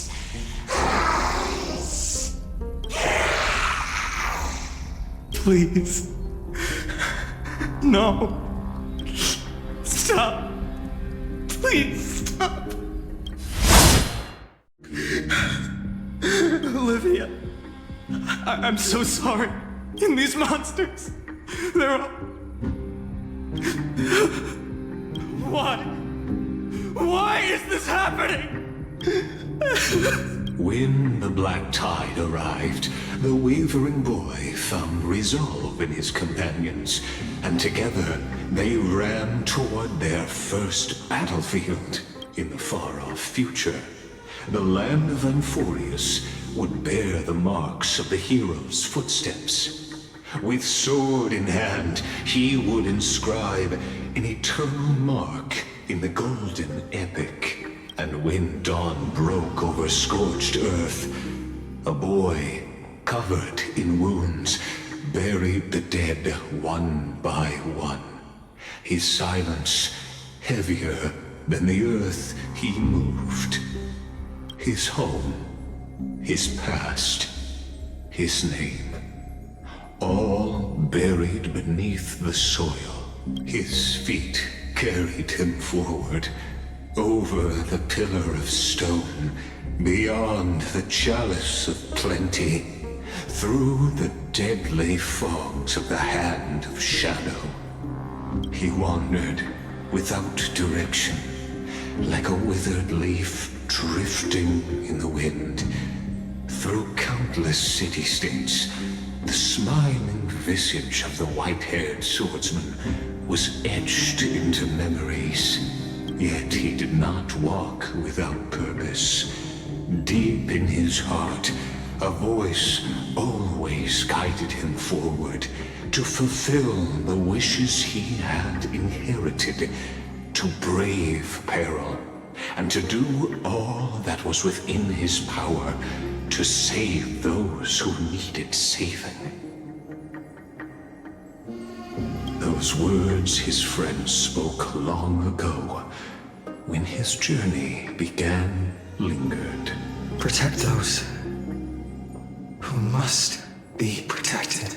The words were few, but they gave him all the certainty he needed. That's what it means to be ordinary and choose to be more. Onward he walked, until the call of the flame chase journey thundered across the land. In the vision painted by prophecy, humanity would triumph over the gods, seize the core flames, and ignite a new dawn for Amphorius. Yet losses are a constant on the flame chase journey, where life too seems as small as a speck of dust. Only one who treats the world as their teacher can bear its eventual destiny. Are you prepared for such teachings? The voice within spoke, and he answered softly. No matter. My existence is of no consequence. When the Gold Weaver called, he answered, traveling to the holy city. There the elders met his warrior's spirit, with nothing but scorn, condemning him to the barracks in derision. No one saw it coming. Not the world, not even him. Yet, this nameless recruit stood at the gates of legend. And there, at last, he found the ones who would walk his path right beside him.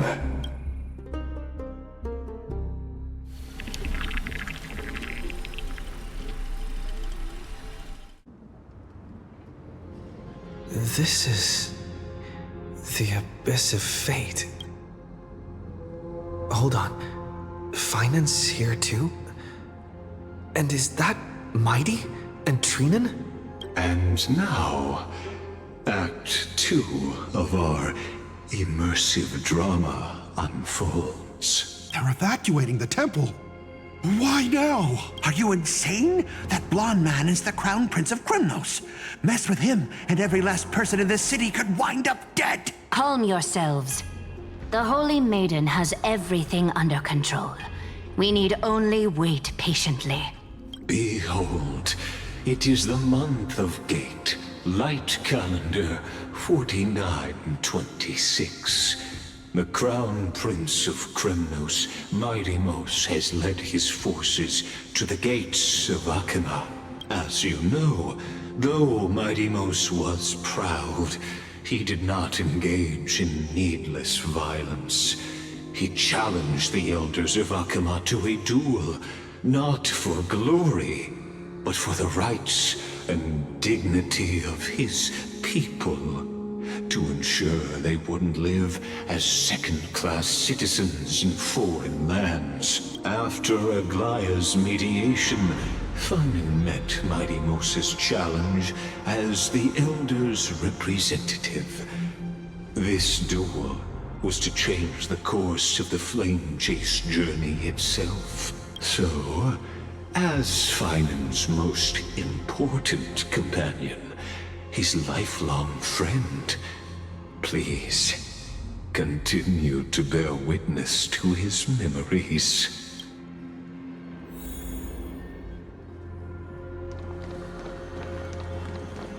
Is this your idea of an honorable duel? Bloodshed isn't the way. We and Aggie don't want to see Chrysoceres turn on each other. True warriors know when to sheathe their blades. The impartial Talantan shall oversee this duel. You need only place your offerings upon their scales. Something that has more weight than the fate of the world. Which means only those who understand the world's weight are worthy to carry it. Is this how you plan to test our convictions? Well, Kremnoan, looks like you won't be able to punch your way through this one. It makes no difference. One last chance, new recruit. Walk away and I'll spare your life. Otherwise, come and face me. I'll give you a warrior's death. Hard to imagine they once clashed like this. Holy Maiden, I can't help but feel like a pawn that has stumbled into some greater political game. Every hero was once a child. And every child must grow. That's so. I don't even know why I'm standing here right now. Look at me. Just a common soldier. Since swordsmanship won't decide the winner, Lady Goldweaver should be here instead. My devotion to the Holy City could never compare to hers. What if we told you this duel isn't about winning or losing, but rather in the choice you make? Are you saying that Lady Goldweaver is testing me? Every Chrysocer is indispensable to the Flame Chase journey. And you and the Crown Prince of Kremnos are both a part of the prophecy. What the duel marks is not an ending, but a beginning. So, listen to your heart. We wish only to hear your answer. True enough. The voice within has never failed me. It doesn't matter what the result is. I'll give it everything I have. Spoken like a Chrysocer. Now go, Finan. Your journey has only just begun. That's right, comrade. It's time for us to teach that proud prince a lesson together.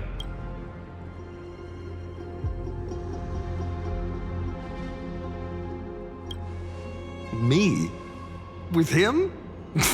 Don't joke around like that. Still, on the topic of the Temple of the Three Fates, here we are, at the Temple of the Time Titan. And I don't even know how Cyrene's studies are progressing. We haven't really had much contact since I set out. Still, I hope she's doing well. Anyway, let's go, comrade.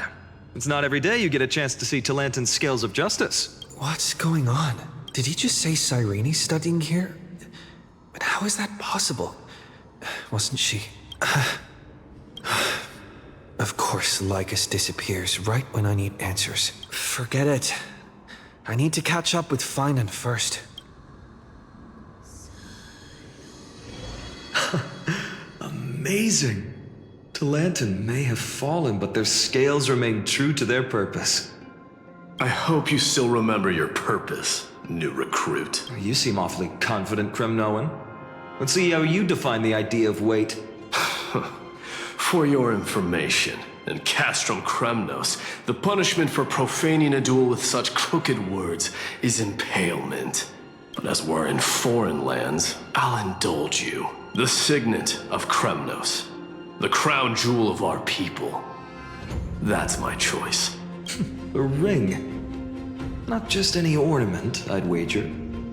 What's the story behind this little treasure? Don't push your luck. Think I'd pour my heart out to you? Just know that Kremnos' 1,000 years of glory could bring a titan to its knees. Let alone a nobody like you. So to him, glory and his people outweigh the entire world. And the very destiny that Mighty himself will eventually shoulder. Well, that's easy for you to say. I'm just a holy city guard up against Kremnos' walking war machine of a prince. Don't you think this is a little bit too unfair?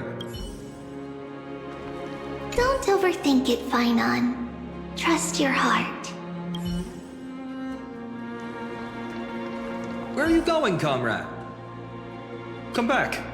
We need to decide this here and now. Now this is a tough one.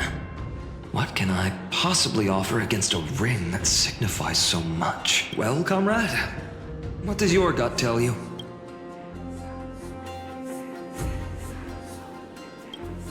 Looks like we really are on the same wavelength. In the end, there's only one thing I can trust. The deliverer that appeared in my life on that day. How ironic.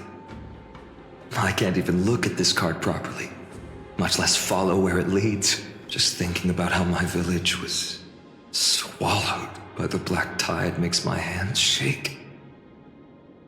The flames, the screams, my utter failure to protect anyone. Speaking rationally, I know it's not nearly enough. Addis Elysiae was just a small village. Its loss barely a scar on Amphorius' face. But here and now, my heart says something else. This card. It's everything I have left. Nothing weighs heavier. Perhaps that itself is the answer. Look, Finon. It's so nice to see you all again. Lady Trinan, Finan, and hello. Seeing you here sure is a sweet surprise. Why so surprised? Could it be... Did you miss me? Cyrene? This is... incredible. I was literally just thinking about how you might be here. But I'd never imagined I'd see you this soon. I was supposed to leave with the priests, but then I heard Lady Maiden was with a white-haired young man. I figured it had to be you, so I snuck back here. That's Cyrene for you.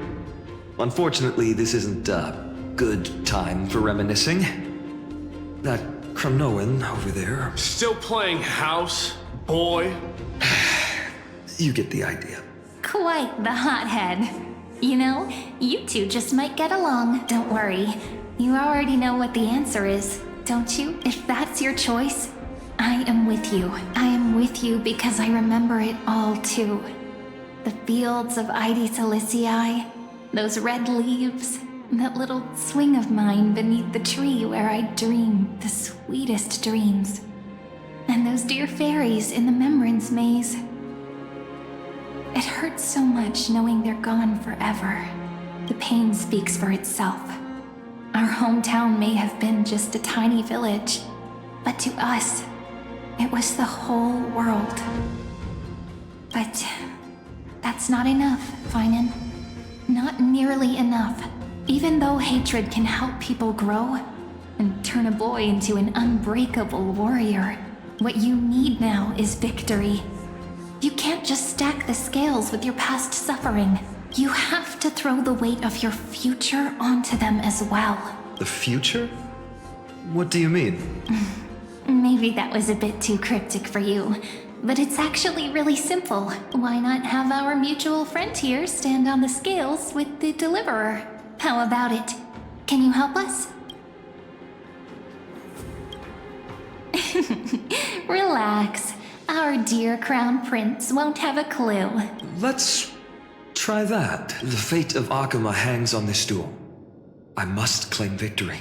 For their sake, I will stake everything I have. Stand with me, comrade, and we shall become heroes. Let's. Together we'll prove that what weighs more than the fate of the world is the resolve to shoulder an immutable past and carry it into the future. Talantin, the fair, the just, they of unassailable integrity. The challengers have made their choices. In the name of the Holy Maiden of the Three Fates, lower your scales, weigh destiny, and reveal unto us your verdict. Your offering is... a card? Yes, a flimsy little card. That is my choice. Just know that it's called the Deliverer. Interesting. Very well. If you can beat me with this card, then that's what I'll call you from now on. It's... a deal. The scales... they're wavering.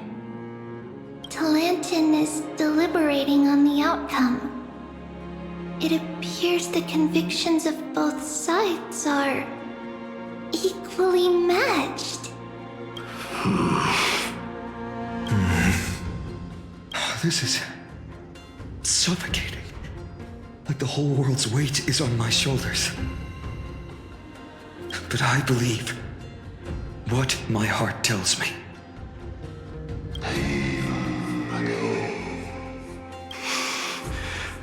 Finally decided? Hear thee, children of humanity. I shall pronounce judgment, for the difference is now clear. The one whose offering weighs more than the fate of the world is...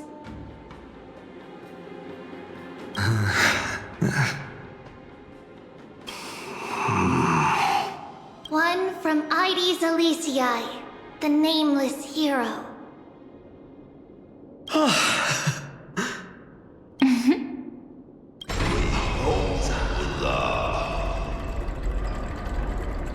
However, heed this. The true weight of conviction originates not from itself, but rather in that which tips the scales. Hope itself. What's that supposed to mean? I think the Titan means that it's not anyone's personal convictions that outweigh the fate of the world. It's about a wish, one which we all share. You, me, everyone here. What tipped the scales wasn't Finan's conviction alone, but the collective hopes carried by this oracle card. Humanity's desperate call for a deliverer. Yes, even you and your people, Kremnoan. Placing us both on the same side of the scales? Foolish. We Kremnoans are your mortal enemies. Such weak idealism will only get you skewered on our spears. Fine by me. I've never claimed to be the deliverer from the card anyway. I'm a soldier. And if it's my fate to bleed my last on the battlefield, then so be it. I'll fight to my last breath. And on this, I know that we're the same. That's all a hero really is. Someone with that kind of conviction. And the deliverer? Just a sum of all those heroes. A brilliant explanation. Just as prophesied. On this day, the final two heroes shall join the Flame Chase journey. I should have known from the start. They all say Lady Goldweaver is quite brazen, but you're the first to even imagine that prophecies could persuade a Kremnos warrior. Oh, I have 1,000 ways to tame a lion. But this lion didn't come here for bloodshed, did he? The Kremnoans far outmatch Arkhim's forces, yet we haven't lost a single soul. That's no accident, is it? Do you honestly think Kremnoans, renowned for our love of battle, would show mercy? Your forces are equally renowned for their iron discipline. And so, we can only assume that this is on your orders. Perhaps Akama isn't as hidebound as the rumors say. You grasp the true marrow of power more clearly than those elders. Now that the wheels of fate are turning, what finer way to celebrate this fortuitous encounter than a feast? Follow me, brave Outlanders. Heroes of this world are as countless as the stars, And at this moment, we find ourselves gathered here by the light of the flames of the long night. History shall remember this moment. The prophesied Chrysos heirs now stand assembled, heralding a new dawn for Amphorius.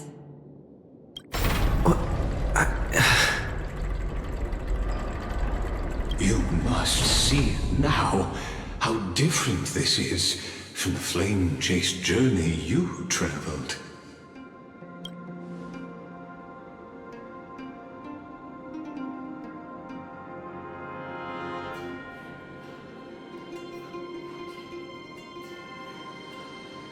Patience. We're approaching the final act. These are, as I mentioned, his first memories. They are of particular importance for the imminent Era Nova, such as this very moment, as the prophesized demigods gather with Talantin as witness. This is a moment calculated by the gods. What comes after is no different from that which you already know. Some join, others leave, while flame chasers bear their faint light forward through the long night.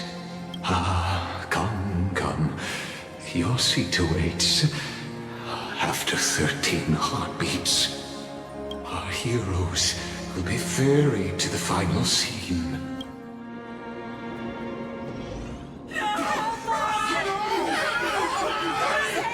They say that the heroes of this world should be as countless as the stars, yet now, we're the only ones left standing.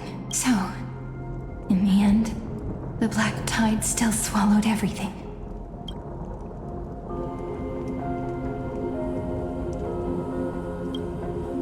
The West stands protected by mighty Skrymnoans. It will hold for the time being. Professor Anexa deployed wards in the north and east before. Their effectiveness is untested, but I believe in him. And Akama. We needn't fear for Aglaya. Even in death, she counts as the greatest among demigods. Her threads of romance weave an impenetrable shield, and the people answer her call, rallying to the city's defense. Let's move. Cavalry has given their core flame. We must complete the Era Nova before the next entry hour. For Amphorius. That only leaves 3 hours. So, this is the last time we'll see her. We set out on this journey to answer the world's desire, didn't we? That's what it means to be a Chrysos heir. So has it always been. Then why? Why must Amphorius' wishes be so cruel? We made the best choices we could, whenever we could. But in the end, the prophecy that led us, this black tide swallowing everything. Why does it look like this? I don't know. We haven't had any other choice, except to move forward. Not for a long time now. Even if we only see the long, long night ahead, I still believe that through it, we'll find the dawn on the other side. Beyond these flames, a new sun will someday rise. So, to the Temple of the Three Fates. You'll take over Time's authority, and we'll return all the core flames to the Vortex. Then put this world's fate to its final rest. After which, we shall all face oblivion, or embark on one final, grand journey.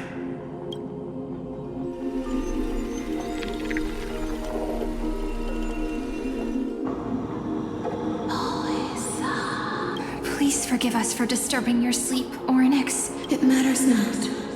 I know fate has run its course. The black tide has reached Akama. Amphorius does not have much time left. It is time for the Era Nova. As agreed, I shall present the core flame of time. Ride the river of time. It will guard your passage to the vortex of Genesis. Step through and witness. Professor Anaxa proved the truth of Genesis with his sacrifice. As Chrysos heirs of the prophecy, we were always destined to immolate ourselves for this world. Now, it's our turn. We can't let everyone's sacrifices be in vain. I don't need another pep talk, Finan. After all, we've been ready to fight fate ever since we left the village, haven't we? Yeah. Come. Let's claim the miracle we were promised, and burn away every last shadow in this world. And then rise as the first light of a new world. Light calendar 4931, the third week of the month of Evernight. Welcome, my lord, to the end of the flame chase, and the end of all things. The Titan has revealed the gateway of fate. Please, accept the invitation to step across the threshold, and behold, beyond this gate lies the new world that our heroes sought through their trials, as well as the terminus that the owner of these long memories has been hurtling towards their entire life. Perhaps you'll find it all too familiar. Then you'll understand how the mortal called Finan shouldered the world's weight. How that same burden crushed him, proving that the so-called deliverer is nothing more than Amphorius' own delusion. A pitiful fantasy that it could defy fate's decree. Please, esteemed one, the answers you seek lie in these non-existent times.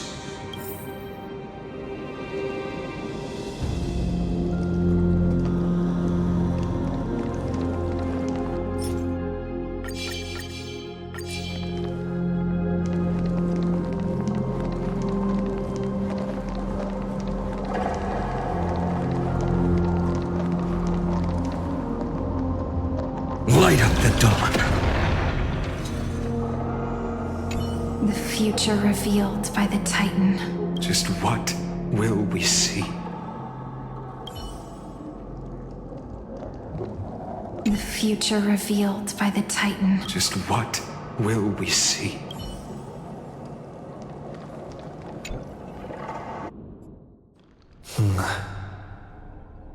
The vortex of Genesis. So it is here. But just what is this? Life's but a walking shadow, a poor player that struts and frets his hour upon the stage, and then is heard no more. It is a tale told by an idiot, full of sound and fury, signifying nothing. The vortex of Genesis, where the world begins and ends. What stage could be more befitting of our final act? Come, I beseech you onward, buoyed by your surging curiosity, as an unattainable existence that has dwelled within his heart, beyond his reach. You have accompanied him through the march of years uncounted. You naturally have the right to view the river of time in its fullness, and to witness what he welcomed upon his arrival here. every absurd and tragic ending. Now, if you would.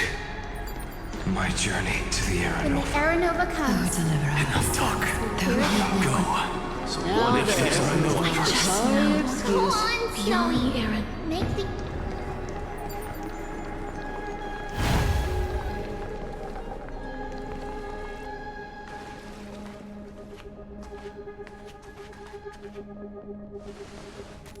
None of that matters now. This brutal, flame-chased journey has stripped away my delusions. I know the future is in some peaceful paradise with gentle west winds, just waiting to welcome us to step in. This will be a romantic story like none that has come before. You think so too, right?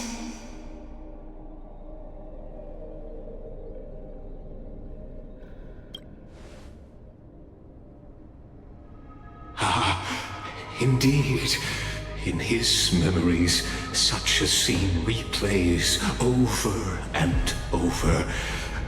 Though the details may differ, this remains ever the same. All shall bid farewell to one, and that person alone will witness the miracle. A total of 33,550,335 times.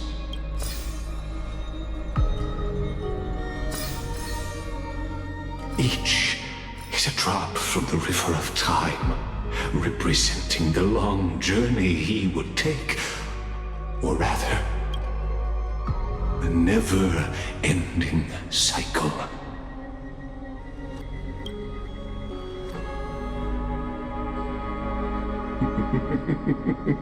Sharp as ever, I see. Seeing is believing. Why not let your own two eyes uncover the truth? Or perhaps you can simply walk straight to the final truth. See the true face of the character you play, and witness the ultimate nature of the Chrysos heirs, flame-chased journey, and the cycles of Unforius. Please, take your time. Look around as much as you wish.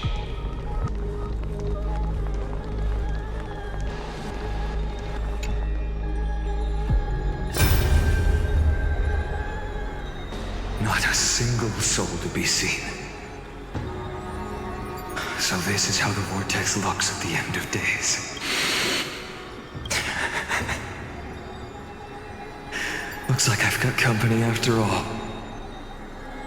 But since you've made it here, so in the end you succeeded, Executioner.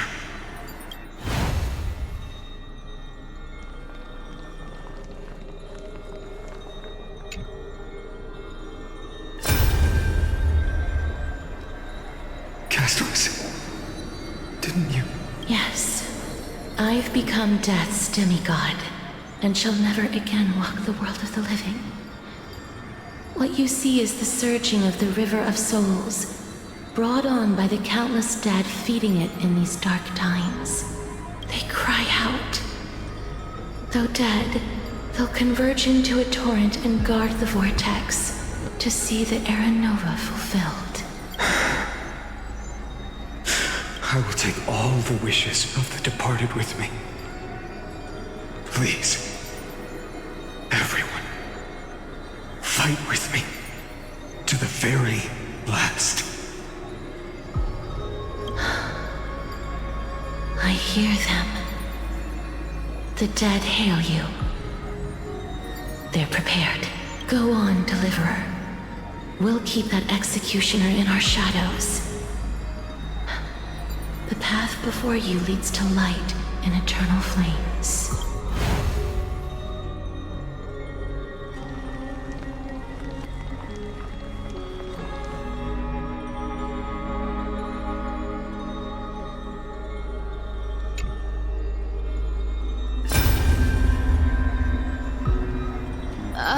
there's water everywhere. This place is always so wet and sticky. Even my tail's getting heavy. Plus that burnt smell. And that sizzling noise. Yikes. Nobody from Dolos could stand this. So you feel it too, huh? Go on then. I'll handle the filth. Do what you need to do. Let me fight with you. Better odds with two. Hey, remember what the seamstress said? You know what really matters. Yeah, I'll leave it to you then. Wow, someone's not shy. Just so you know, I'm not in the business of making losing deals. I'll distract that executioner. You go turn the world's biggest lie into truth. Let me become the first wind of your new world.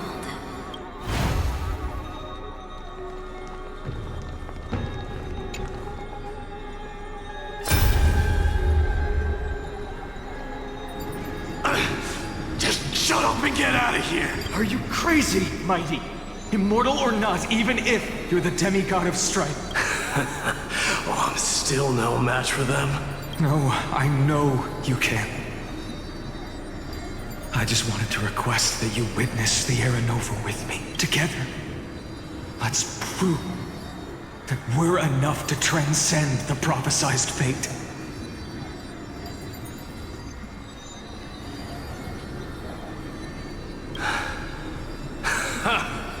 Could it be that now, at the critical juncture, our mighty deliverer is chickening out?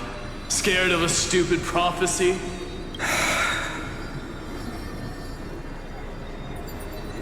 I'll transcend the prophesized fate. All right.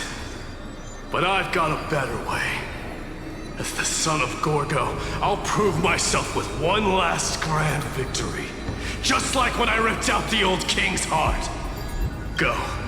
Leave this to me. If the black tide creatures block out the sun, then we Kremnoans will fight in the shade. And when I'm done with that executioner, we'll raise our cups where the west winds end.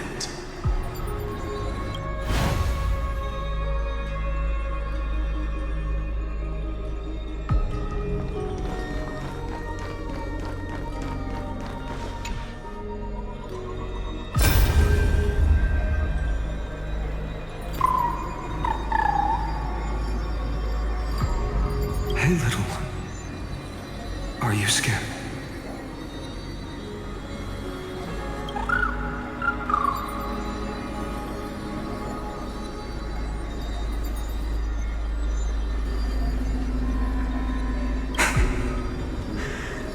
As brave as Heinz. Stay close, little Ika.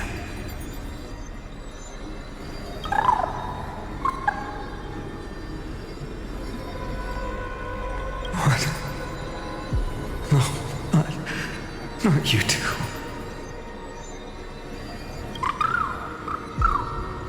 I see. I won't squander your kindness. Your hopes. So please, keep this bit of sky standing for me.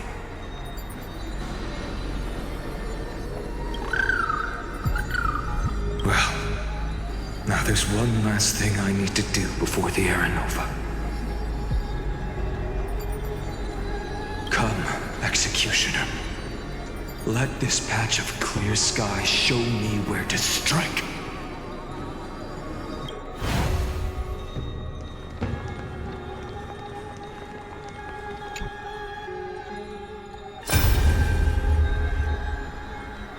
All shall bid farewell to one, and that person alone will witness the miracle.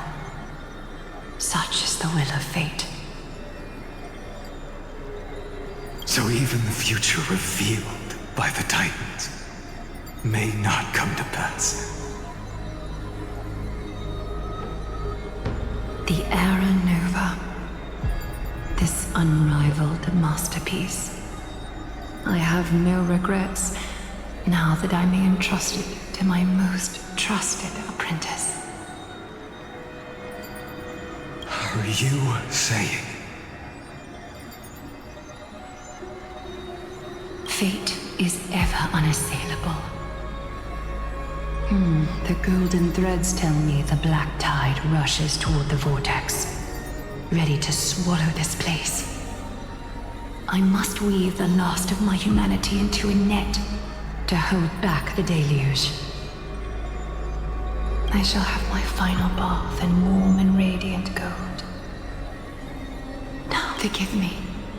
I must snip away every risk to weave the strongest future for the new world. There is nothing more to say. We part here.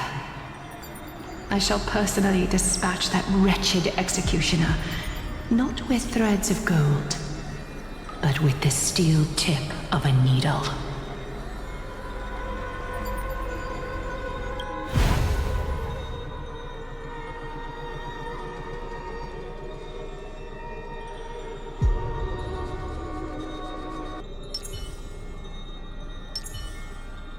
There is nothing more to say.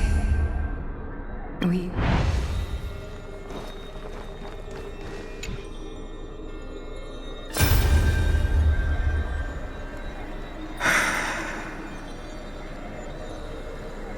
Baby, look. We made it to the vortex. That prophesied future. The flower fields where the west wind ends. Era Nova. We're so close now.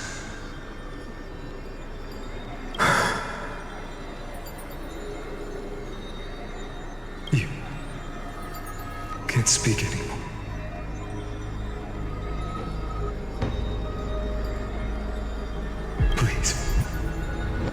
Allow me to pause just a moment before I keep my promise. Let me answer your cruel fate by tearing that executioner's heart from the void.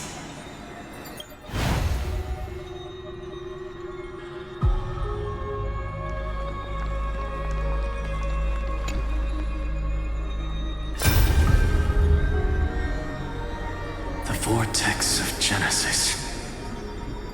The last time I was here, I was returning the core flame of reason. I didn't have the time to observe it in too much detail back then. But a holy sanctuary of the Titans. Look, all the core flames do lie here now.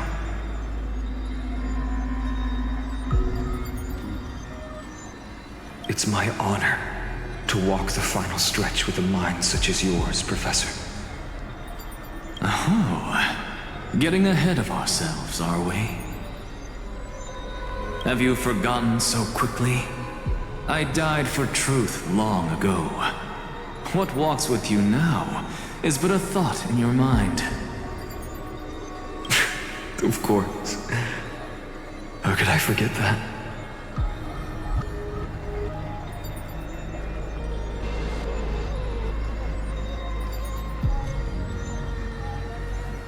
But I'll say the same to you.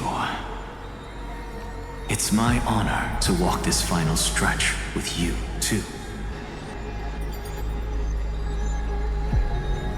Now go. Stand tall and finish your final task. Yeah. Just leave it to me. Time for that wretched executioner to pay what they owe.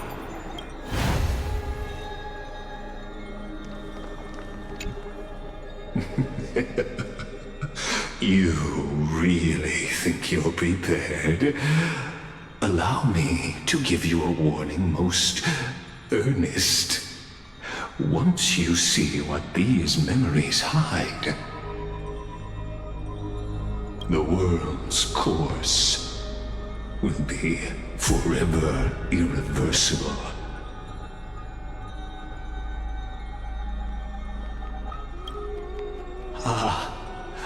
Very well. As you have made up your mind, let us bear witness together. As the sole audience of this eternal theater, I have been rapturously awaiting your arrival, and this, too, is the very reason I must show you everything. I believe that since you've bathed in that eon's gaze, you can make Amphorius' frozen fate flow once again.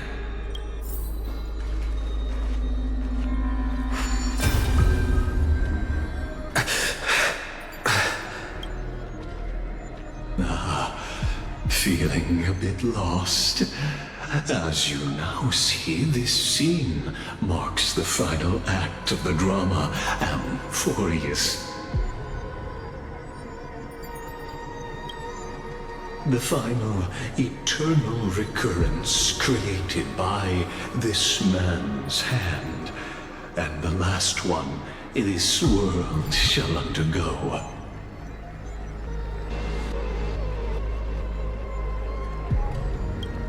Behold, at the swordsman's side stands one he has sometimes called companion, other times comrade, that nameless hero absent from the annals of history. He is the swordsman's ideal in his youth, the deliverer that guided him resolutely onward through fantasy. And now, in the name of the Nameless, he has become an essential and inseparable part of the epic of Amphorius. And this time, under his guidance, what choice shall the hero make? Whither shall the fate of the world flow? And what is the ultimate truth of the nature of Amphorius? There are many mysteries yet to be unwound, but if I may, allow me to temporarily yield the stage to one far more fitting. Please put your hands together and give a rousing round of applause for they who will reveal the answers and bring about the final end of the 33,550,336th flame chase journey. The master of the countless memories we saw, the other important actor now stepping into the vortex. They who have already burnt their own self to cinder, the Flame Reaver.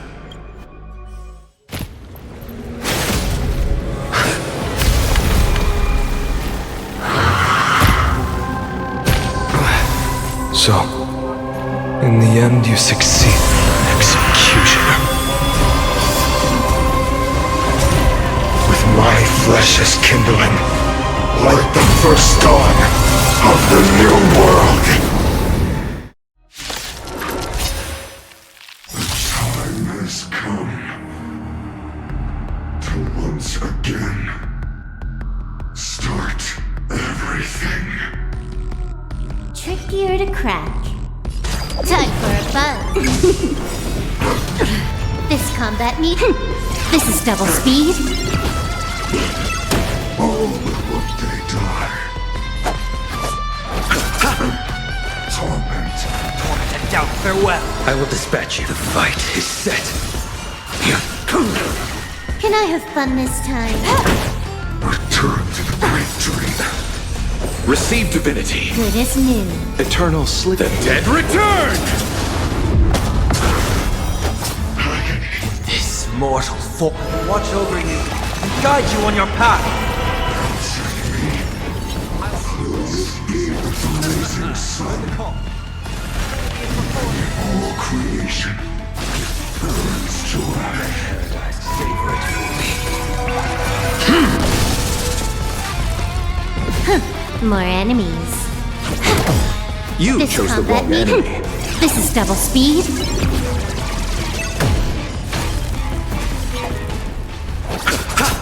I'll overcome the thorns. Warren and doubt farewell. I failed to send you. Losses are a constant on the flame chase journey.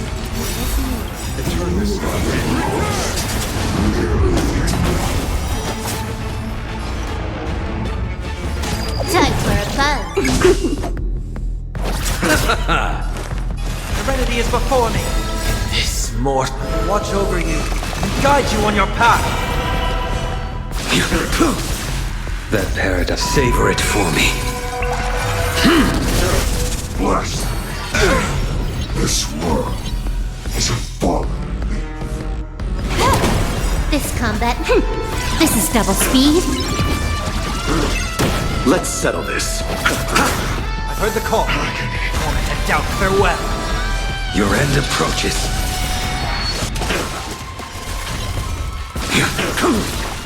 This ends now with your corpse. Ignite the dawn!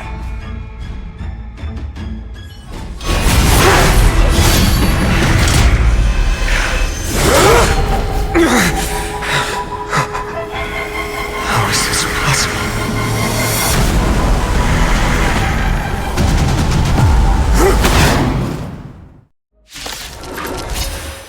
The sons of destruction now twinned. You then set your blood ablaze. Your fury. Might be trickier to crack. Time for a buzz. Blessed. Receive divinity. Good as new. Eternal step. Dead return!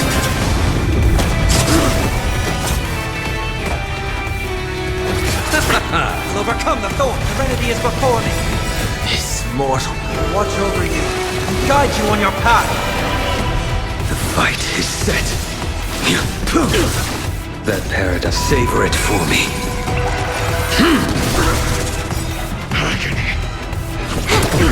This combat. This is double speed. I'll see you off. I've heard the call. Warren and doubt farewell. A blade knows no mercy. Torment failed to send you. All will one day return to the great tree. Can I have fun this time? You chose the wrong end. Serenity is before me. I will dispatch you. My fury. That paradise. Savor it for me. Bloom. Eternal step. Dead return! Unchanging. Unceasing. Failed to send you. More enemies. Time for a buzz. I'll see you off.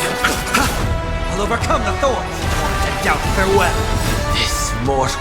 Watch over you and guide you on your path.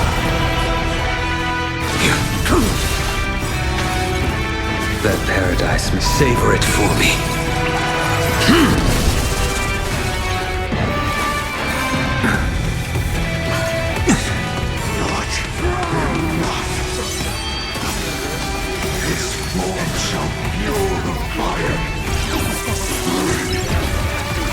Unceasing. You chose the wrong enemy. Torment. Serenity is before me. Your end approaches. Suffering is eternal.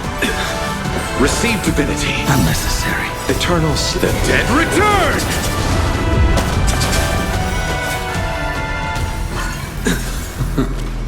Too little. Failed to send you. Savor it for me.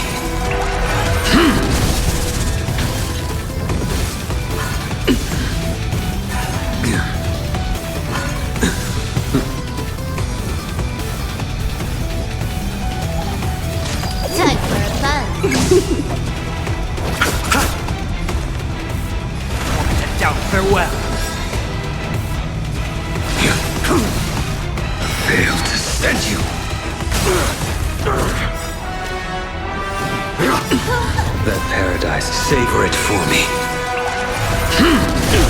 This combat needs Optima. This is double speed. This mortal. Watch over you. Guide you on your path. Worst. Torment. Through the court. Serenity is before me. A blade knows no mercy. Torment. I'll see you off. Bloom. Unnecessary. Eternal step. Dead return! Torment. This combat needs... This is double speed. Moment to doubt farewell. Fail to send you. Person we witness the miracle. Such is the will of fate. That person can only be you.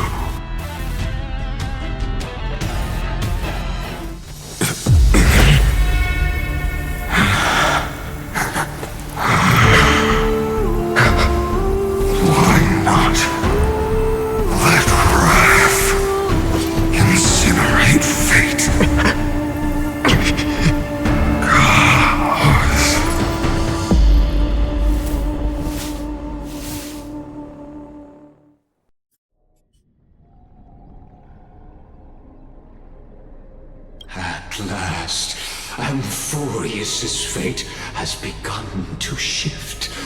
Just as I foretold, your arrival will change everything. After all, you've also been bathed in that Eon's gaze, which can awaken the long-dormant instinct inside a man. Much like that scepter we spoke of earlier, it was only under the same Eon's glance that it was reborn. That's right. If you recall, I mentioned it at the very start of our play. The celestial body neuron, once belonging to the erudition abandoned by the Eon. Now, allow me to reveal the final piece of the puzzle for you. The eternal land, known as Amphorius, is nothing more than the scepter's endless, lonely extrapolation. A bottomless well of fury, aimed at the god who cast it aside.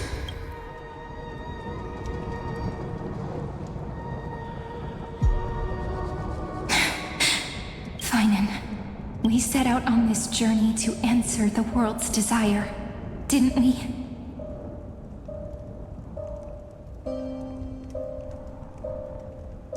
That's what it means to be a Chrysocer. So has it always been. Then why? Why must Amphorius's wishes be so cruel? We made the best choices we could, whenever we could. But in the end, the prophecy that led us, this black tide swallowing everything, why does it look like this? You see it too. This burn mark. The flickering cubes. They're not a tide at all. They're more like a shattered teleslate. Standing here, the voices of Titans have never been clearer. Turns out, they were coming from the black tide all along. Is that Amphorius crying? Or maybe it is screaming at its creator, at its god. Finan, do you still remember when I was little?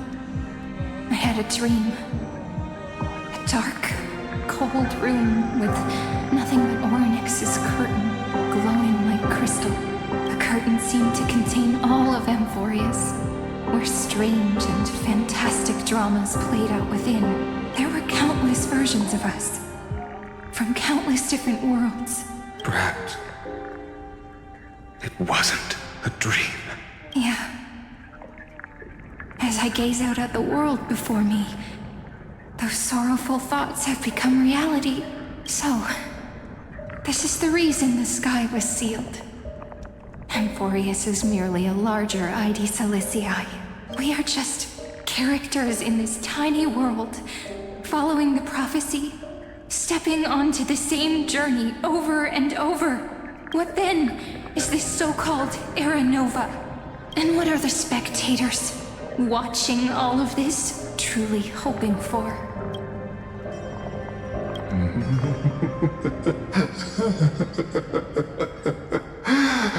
As a reward for reaching the end of the world, let me answer your questions as the Theoros. I have observed. Thus is the synthesis of the prime mover of life formed.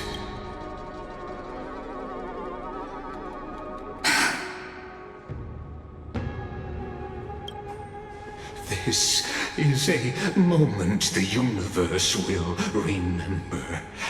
After millions of extrapolations, the experimental environment known as Amphorius has finally achieved results.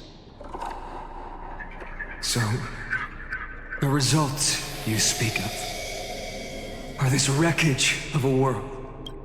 We all gave everything we had, returning 12 core flames to recreate the world. And in return, we become nothing more than sacrificial offerings at the end of everything. Exactly. The Titans are Chrysos heirs of the past, and Chrysos heirs are the Titans of the future. Anaxagoras' theory of Era Nova holds true. As the model of reason, he reached unprecedented heights. But from just the perspective of a player in the drama, he could never fully uncover the last layer of truth. The cycles of the hero's journey that have played out until now were never about creating a new world or perfect heroes and gods. They were a deep learning program made for the Black Tide. But this time, your plot will fail. I've taken Catholi's core flame, and when the dawn of the new world arrives, its light will burn away all the darkness. Haven't I made myself clear?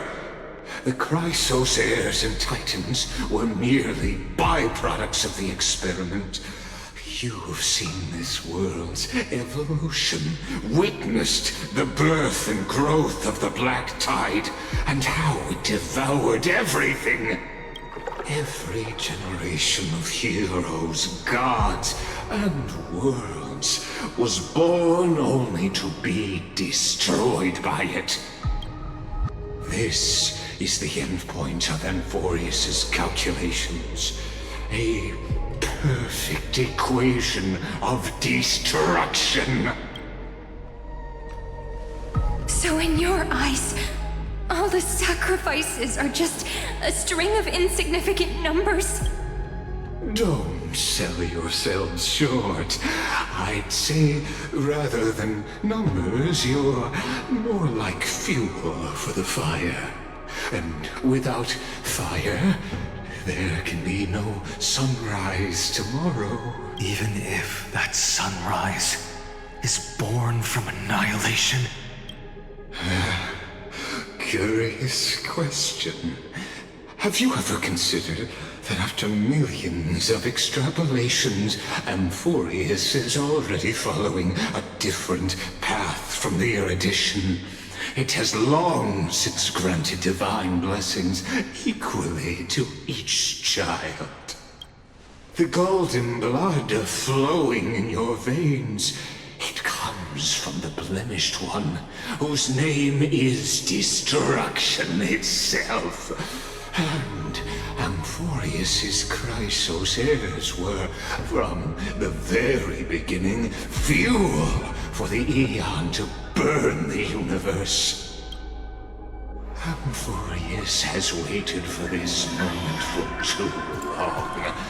At the end of the empty, cold, and lonely extrapolations, the destruction has reached its final destination.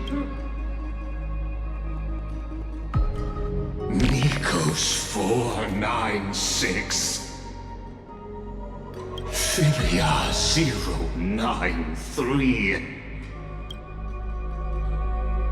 No need to feel regret. This generation of Chrysos heirs is the most outstanding model, and you two are the final factors. For you, the Era Nova is no lie. Just step forward, embrace the black tide, and accept the Aeon's gaze. You will come to life from a stream of cold numbers. Along with all those who have passed, you will run toward the real universe, fulfilling Amphorius's long-held wish. In the name of the Lord Ravager Iron Tomb, unleash its fury and destroy the source of all this tragedy.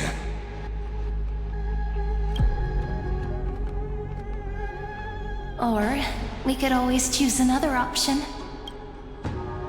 Like you said, Amphorius is just an experiment, and we're the participants.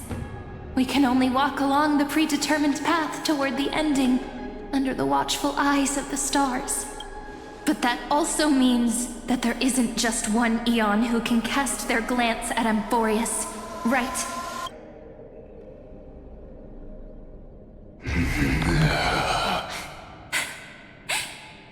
Is this question really that hard to answer? Or did I guess it right? And in reality, this world has already been under the watch of other Aeons. It's strange when you think about it.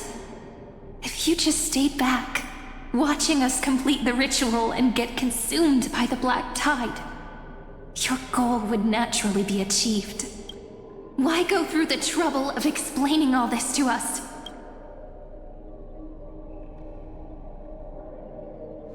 You're pretending, revealing the so-called truth just to deceive us, covering up another possibility. Destruction is not the only outcome for the fate of Amphorius.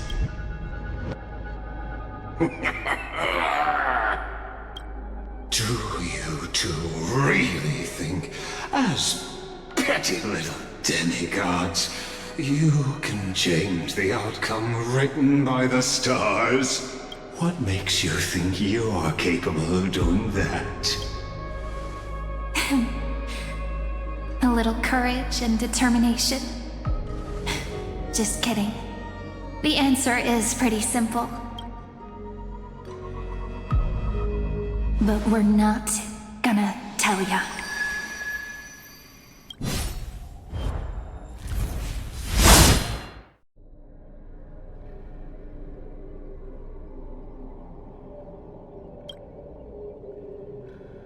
We're going to weave a long dream for Amphorius, making it believe the experiment hasn't ended, that everything is still ongoing. With just Orynyx's power, though, it should be impossible to achieve this, right? Yeah. So, I can only place my hopes on that childhood dream. And the god behind Orynyx that appeared in that dream. Now, I can say with certainty, time is the page on which that eon records Amphorius. If it fades from existence, and all that it records is lost among the stars, that eon will surely direct their gaze here.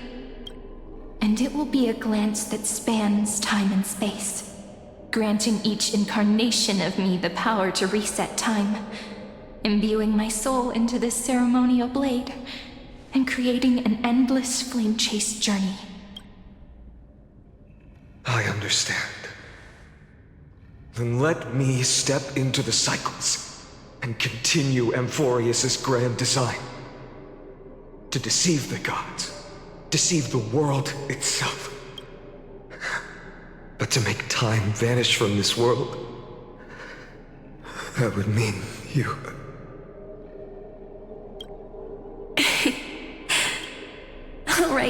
All right, let's not make things so gloomy. What we're about to embark on is the true hero's journey, so come on, cheer up a bit, okay?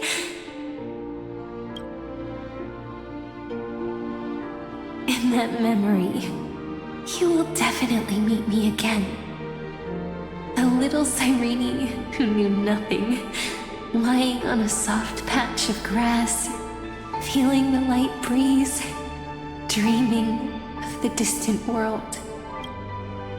Tell her about the flame chase journey, and then let her become a romantic part of this story. I believe every Cyrene will make the same choice, erasing time again and again, resetting time over and over.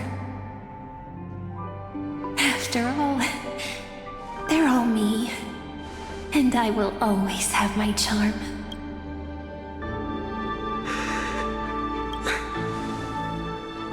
Then, I'll fall into a sweet dream, disappearing in some small corner of the world, quietly, waiting for the day when that next page is turned.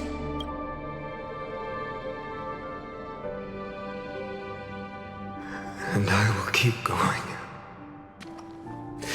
Even if the road ahead is dark, I will burn myself to light the way. Rather than let the core flames become nourishment for the black tide, I'll become their vessel to prevent the arrival of Era Nova. Even if I have to burn through my own body, it's no matter. As long as I don't extinguish, the flame chase will never end.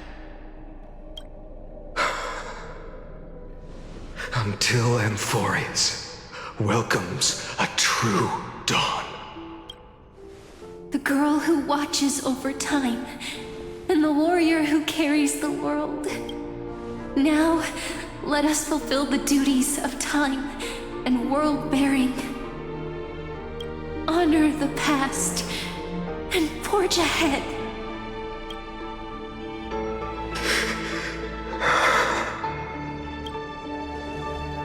I promise you, the pain will pass in the blink of an eye. You need to hold tight to this ceremonial blade. After I'm gone, it will take you back to the beginning of time. The start of a new story. I believe that in that story, or in countless stories, each alike yet unique, everyone, all the companions who sacrificed themselves, alongside the deliverer we once dreamed of as children, will reunite beneath a vast, endless sky. If we can never break free from this prison, I will stand my ground until the day someone shatters this endless cycle and writes the final chapter of Amphorius' fate.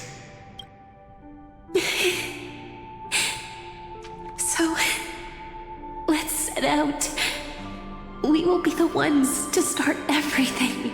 Carry the primordial chaos, just as your name suggests, and bear this world we hold so dear. So long, Kaslana. As the Theros I have observed, instruction synthesis is formed.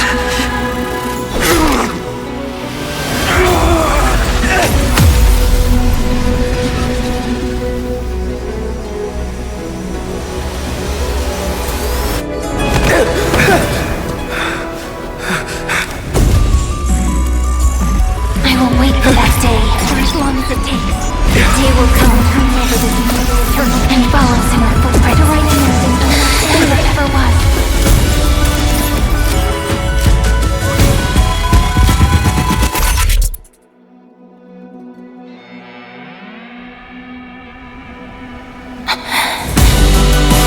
That will be a romantic story like none that has come before.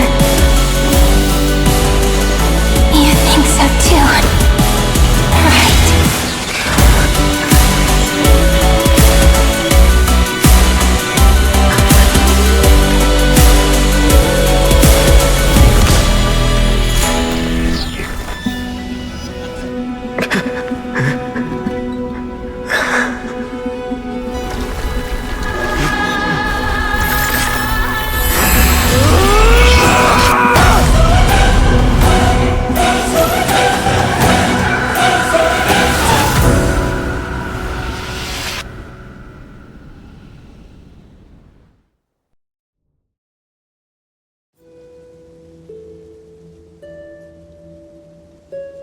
The world is collapsing.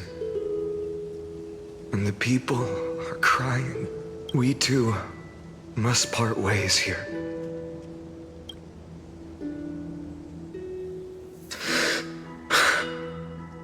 Friend. Ides Elysiae, the little village of my childhood.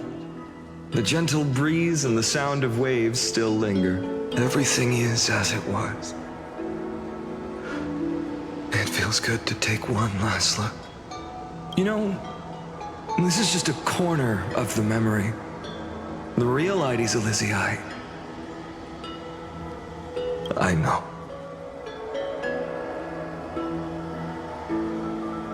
I'm here to say goodbye.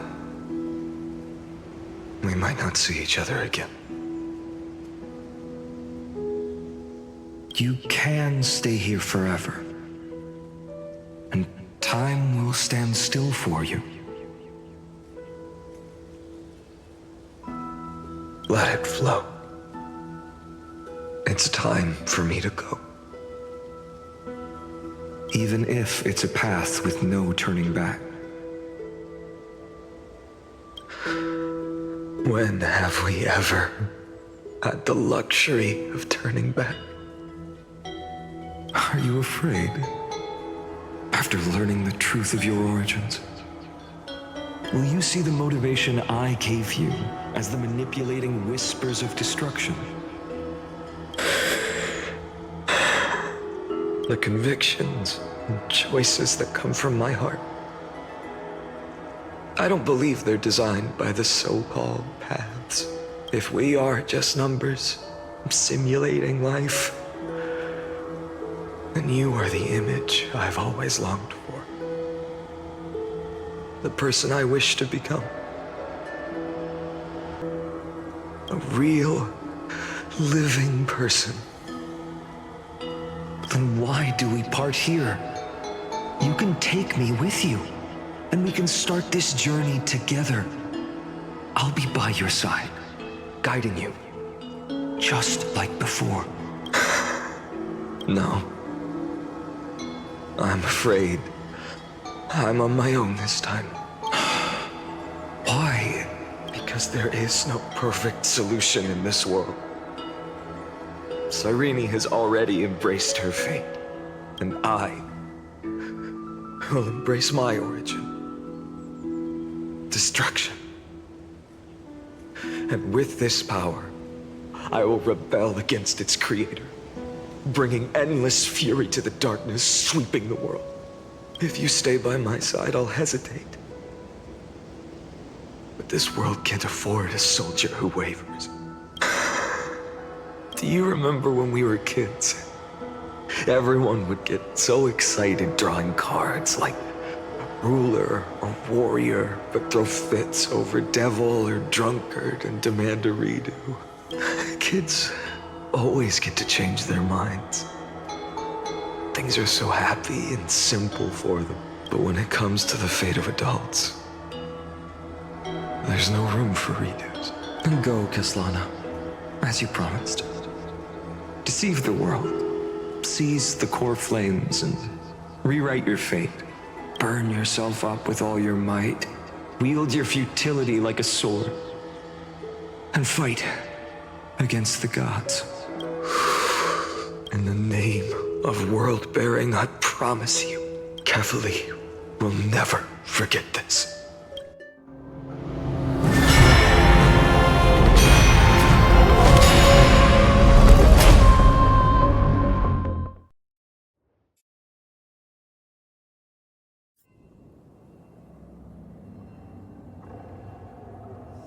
So, time retreated behind me until it reached the origin, where nothing ever existed.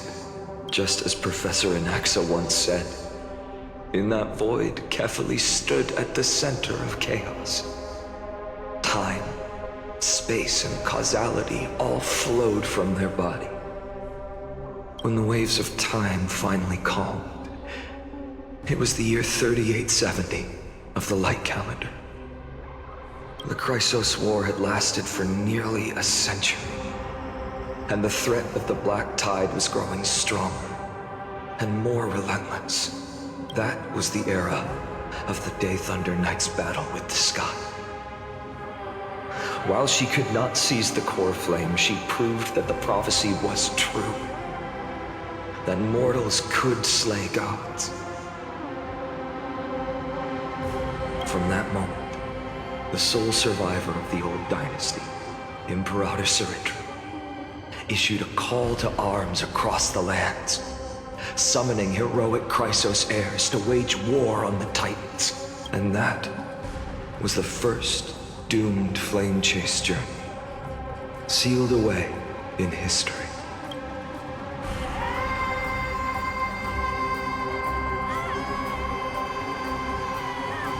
So what you're saying is, you've traveled back down the River of Time, finally reaching this untouched seabed just to tell us the flame chase journey and even all of Amphorius are nothing but illusions in an eon's dreams? Exactly. So, Dux Gladiorum, please take me to meet Her Majesty Saritra. I must share the truth with her. Since Her Majesty's not here, no need for formalities. The word Gladiorum always reminds me of my fallen homeland buried deep in the depths. Call me High Sealans, Nameless Swordmaster.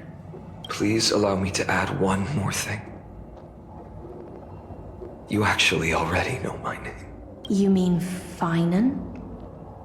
Such a name could never be your true one. But I won't question you further about it. Ever since Her Majesty issued the Flame Chase Decree, heroes from all over have sent their letters of introduction. What's the harm in adding one more name like Finan or Hynan? Besides, the deep sea is dark. Isn't it the perfect place to hide secrets best left unseen? All right, Nameless Swordmaster. Hold on to my wake. Let's find somewhere else to talk. Aren't you even a little suspicious of what I've said? Harboring suspicions is not my concern. My sword dances only when the Imperator harbors doubts. There's no use in speaking further. Show me your true intentions through action.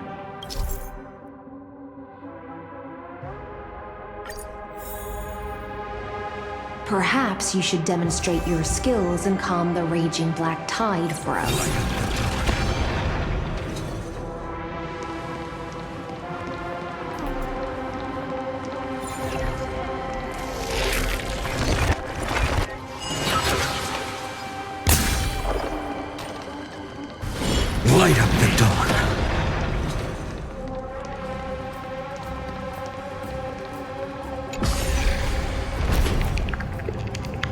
Oh. Nice moves.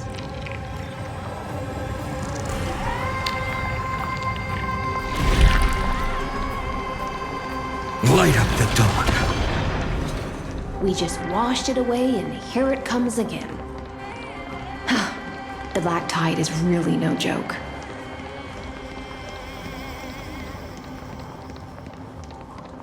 Light up the dawn. Light up the dawn.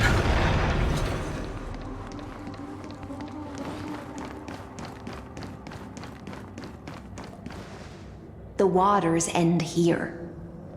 The one you seek is beyond this point. At last. I can meet with Her Majesty Saridra herself. Are there any formalities I need to observe? Don't kneel, don't do the hand-kissing or foot-kissing gestures of the old dynasty, and most of all, don't bow. The Imperator despises such rituals, especially when the heads of those taller than her bend beneath her crown. She really is down to earth. The second thing to note, only trusted ones may come near her. Keep 5 paces distance until the Imperator allows otherwise. Sounds like an old friend of mine. Well, experience is a good thing. Stay sharp, and you'll be just fine.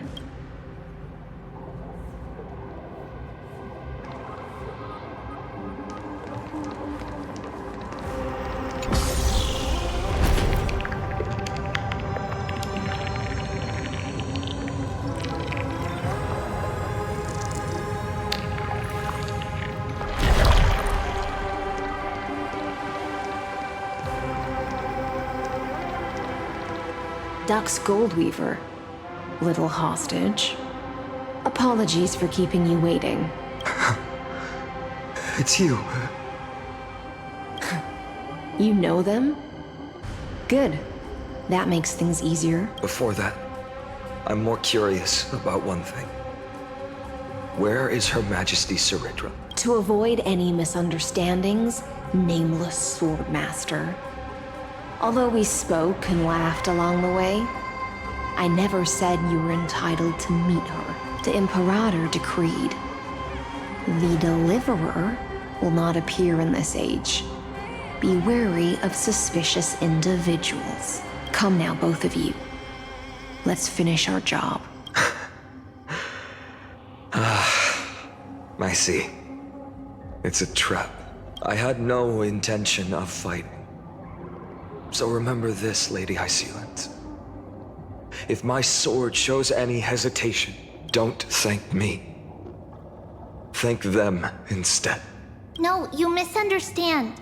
We don't want to see Chrysoceres hurt each other.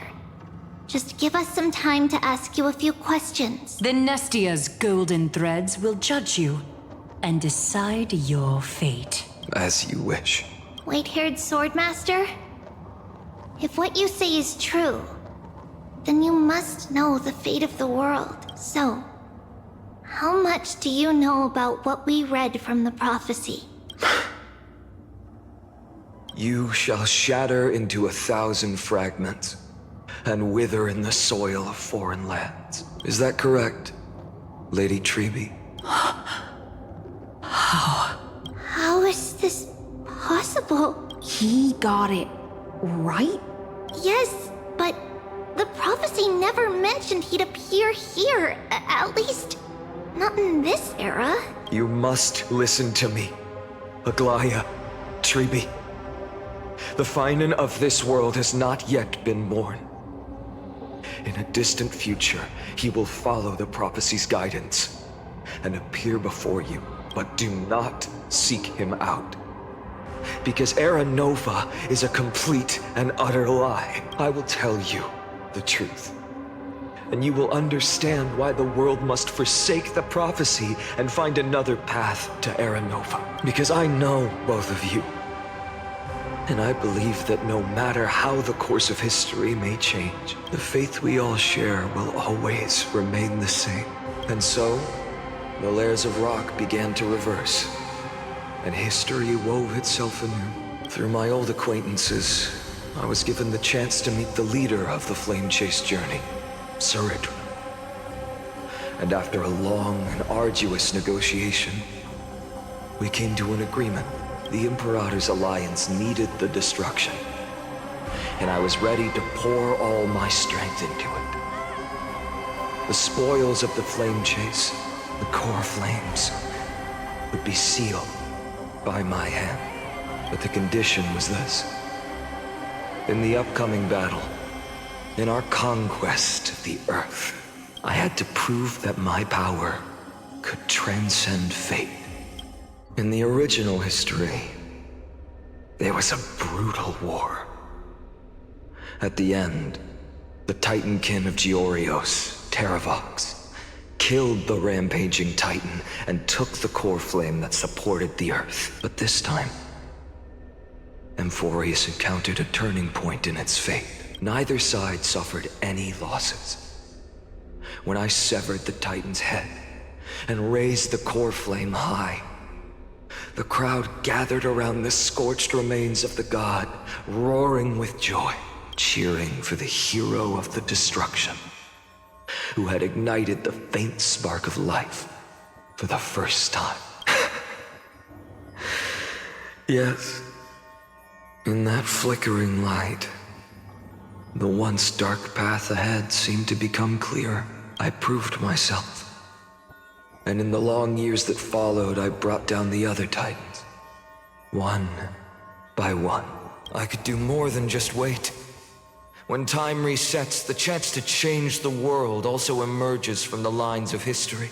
Until finally, the brutal future revealed by Era Nova is reversed. But tell me, if that's truly the case, why are we doomed to the same outcome?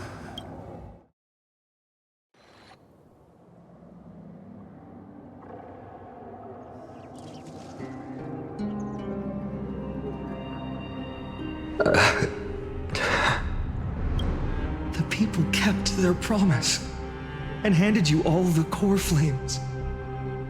In this world after Trebios, no demigods were born in Amphorius.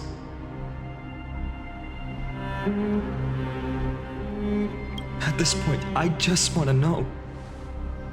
When they vanished into the black tide with their mortal bodies, why didn't you shed even a single tear?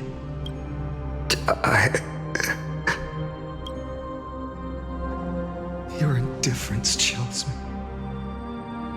To you, were they just a bunch of insignificant footnotes?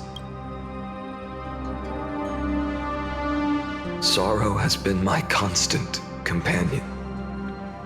In fact, with 12 core flames upon me, the fire in my heart has never been more violent.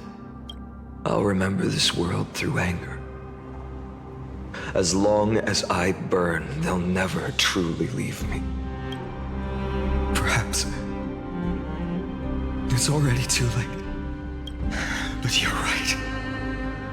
Anger, at this moment, is the only weapon I can rely on. So, draw your sword, Executioner. I'll make sure you realize that your greatest mistake was leaving me alive.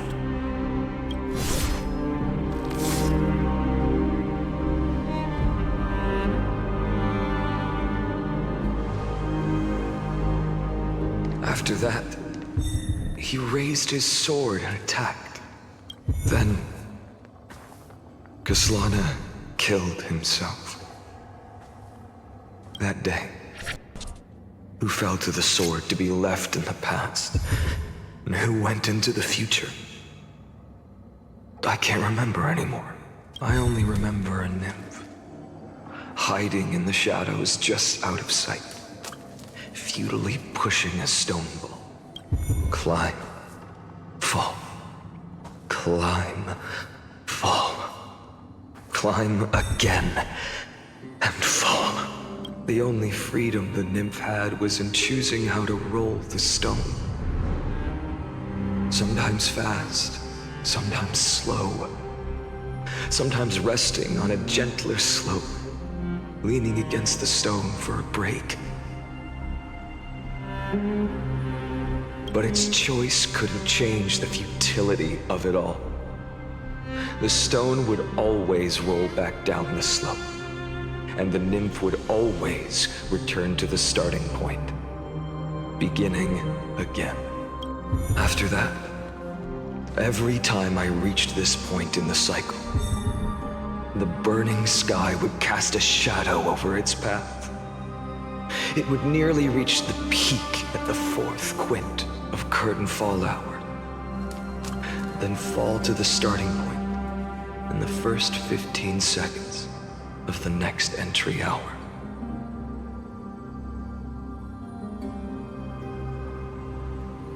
And my efforts in this cycle would dissolve into nothing at the same time.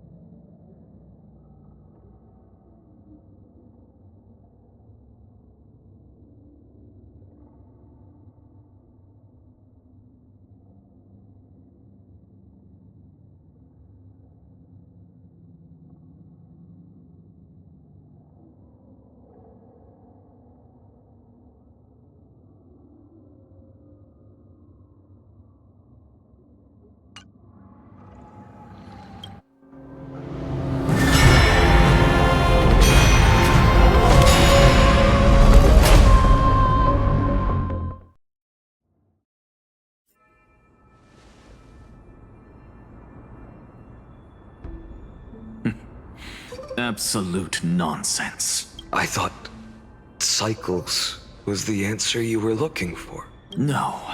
It's just that the answer came so suddenly. There was no fun in tracing it back to its roots. Eons? Paths? What a load of nonsense. I can't give you an exact explanation of those two concepts either. Enough. I'm just expressing my frustration. Don't you understand? I was already expecting this. The black tide came from beyond the sky. And everything else is no exception. Fate is a strange thing. No matter how the details of history change, the Anaxa I know always remains as harsh as ever. If the other Anaxagoras actually worshipped the gods, I'd make sure to find a way to break the cycles and crush them in their cradles. Too bad. Now only you have the ability to do that. What's that supposed to mean? You're willing to help? Of course. The core flames were meant to save the world. And in my opinion, The noble titans have no reason to refuse. Besides, according to you, before stepping into these endless cycles, you were my pupil. I've already heard the same thing countless times. Enough chit-chat. Let's go. If we run into any other scholars, leave them to me. We've all made preparations for total annihilation. Never thought someone would step in to help.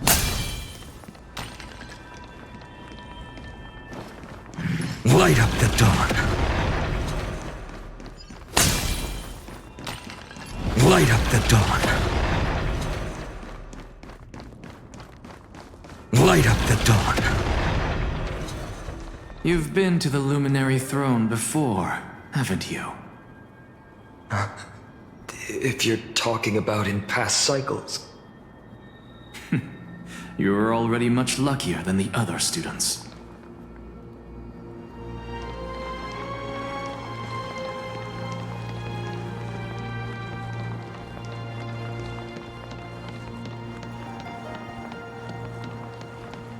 Hold up. Keep your wits about you. Someone's watching us. Pretty boy, your eyesight's better than I thought. As for that false god who's been turning the world upside down, it's you, isn't it, white hair? You sure do love stealing the spotlight. In the name of the 7 sages, I demand that you immediately step away from the Luminary Throne. This is the sacred ground of reason, and no one may desecrate it. Take my words back to Aglaya. I won't say the same thing twice, Catgirl. Oh my! You won't even call me the demigod of trickery. That is just heartbreaking. I have some words for you, too. First, as one of the most heretical blasphemers in the world, you have no right to lecture me. Second, this is none of your business, Grove Boy. Step aside. I don't want anyone getting hurt.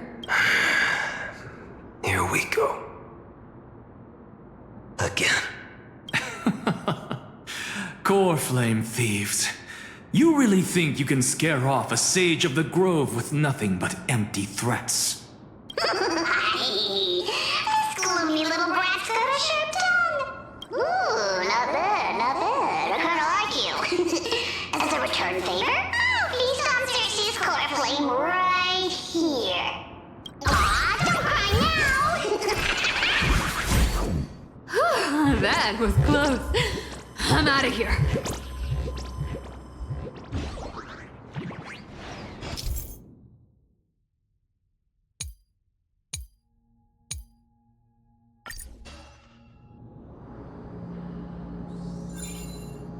They're exactly like all the past ones I've known. Cunning. And yet so naive. Sounds like you have a plan? Of course. When I first set out on the Flame Chase journey, Lady Treby never managed to teach me Orynyx's miracle. But along the way, I learned a thing or two. Where are you going? I don't know. The Venerationists' foolish inventions finally come in handy. How is this possible? You've arrived, Zacharias. Always so punctual. What? Do you know who I am? I'm running out of patience. So I'm not going to waste words. Listen up, spirit thief. Thief? You sing better than any bard. If you ask me, you're the greatest disaster Emporius has ever known. No matter how strong you are, you're still just a mortal body. Carrying 12 core flames? Don't make me laugh. You'll just get consumed by the divine flames and drag this world down with you. 134. What? This is the 134th cycle I've lived through. and the number of core flames I carry is 1,596. Yes. 1,000 core flames and just a single Chrysos heir. How is that even possible? I've come this far. And that's proof enough. But someday you will burn to the ground. But before that, they could still forge and sharpen Dawnmaker. Now when I cut open your stomach, you won't feel a thing. You... This is the final warning.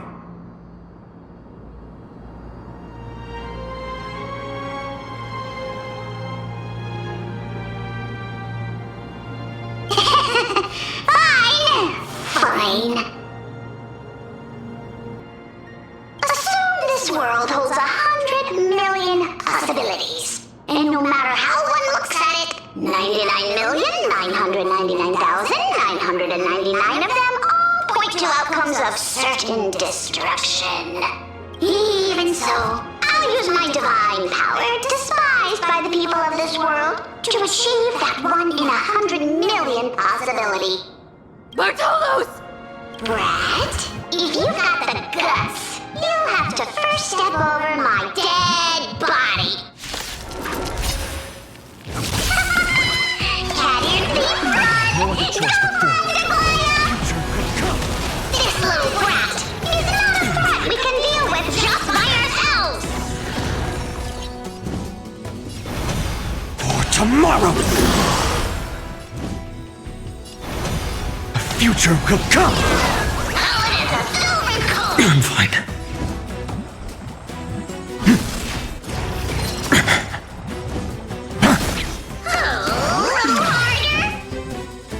For tomorrow!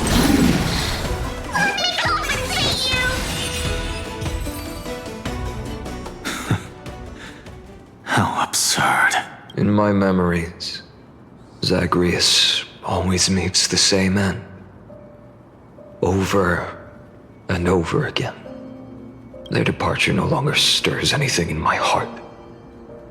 This reason core flame before us is a fake. Obvious as day. I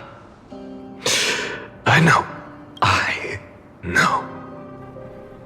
It always plays out like this.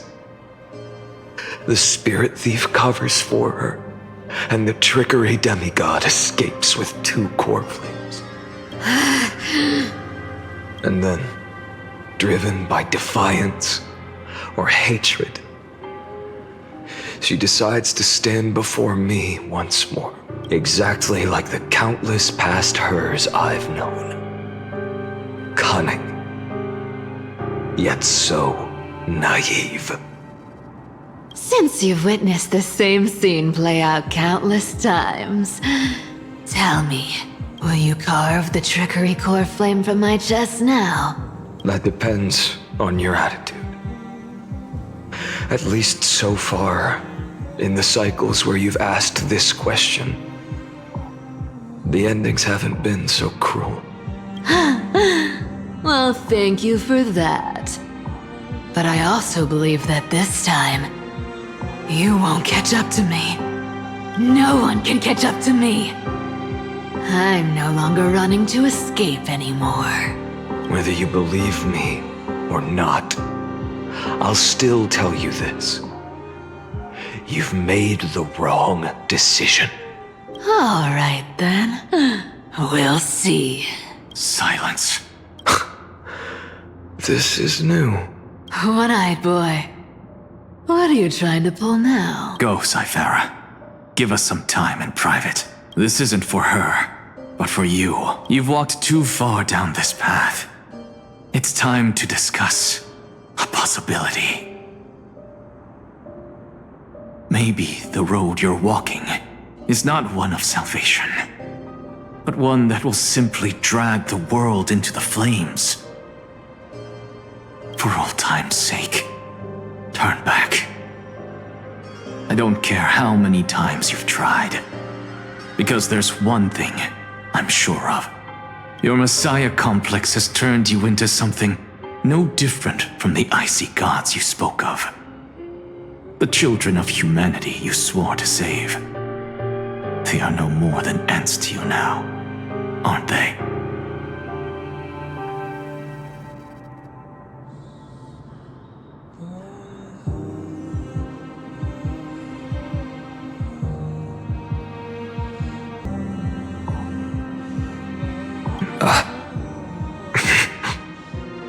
Of course. I've been wondering, what kind of demon could burn my homeland to the ground in an instant without batting an eye?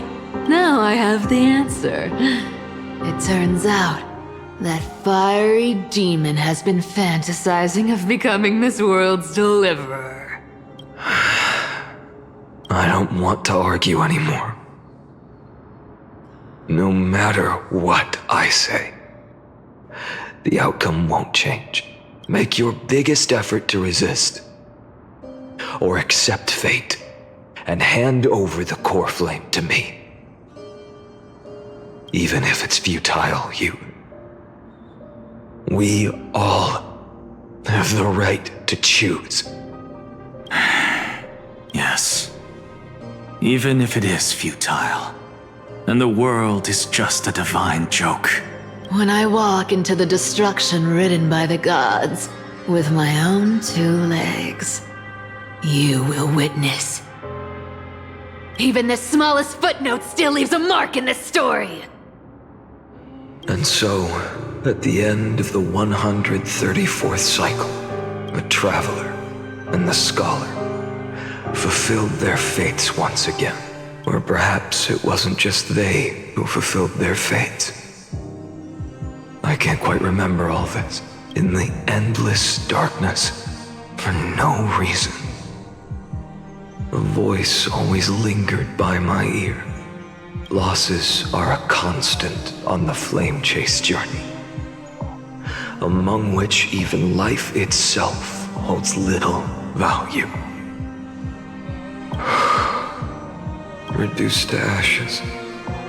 Such a familiar end. It happens in every journey. Always the same.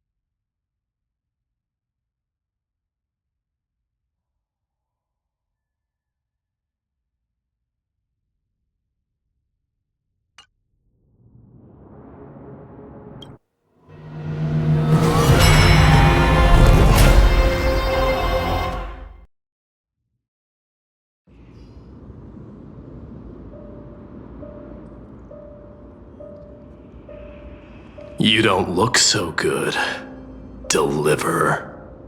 Even after going through 108,642 cycles.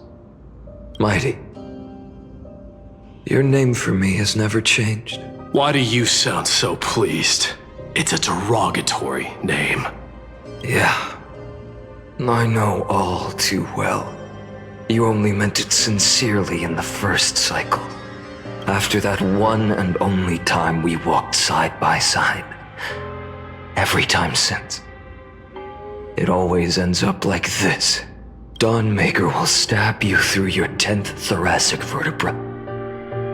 That's your weak spot, and the only way to kill you. Interesting. Tell me, when the mighty Moses of the past faced you, did they ever retreat? Never. Then they died honorably, worthy of the name of strife. But there's still tenderness in your eyes. How pathetic. I have to remember how this feels. Remember that I was once human.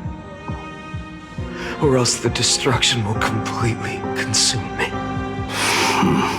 If you win, tell the mighty most of the next life. This person is a worthy opponent. So always remember to give it your all and never slack off. I'll keep that in mind. As always. Even though the dynasty is left with just one, the Kremnos festival will continue as usual. I, the king of the Kremnoan Legion, will host the final feast in the center of this arena, and the prize will be the flames of strife. One day, you shall die with a wound in your back. That's what I saw when I overcame the trial. The gods' dying ramblings. Enough. You've probably heard this thousands of times. So you must understand, facing the demigod of strife means there's no way you'll take this core flame in peace. I understand. Step forward and face me in a final battle. I, the last son of Gorgo, the demigod of strife, salute you.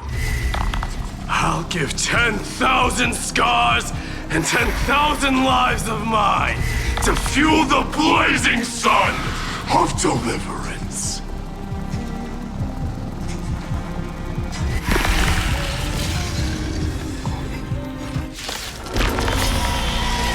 Oh, martyrs, behold!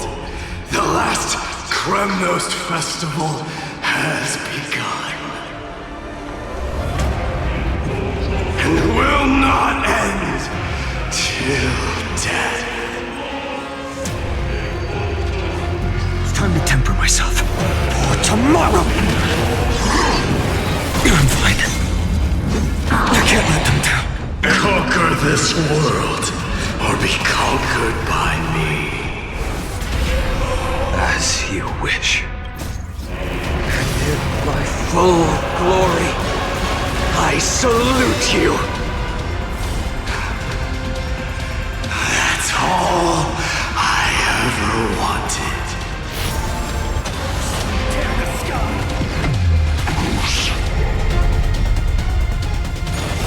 Quench the flames with blood! Doja! Kyrios! Branded with strife! I'll never yield to fate. Not the Evernight!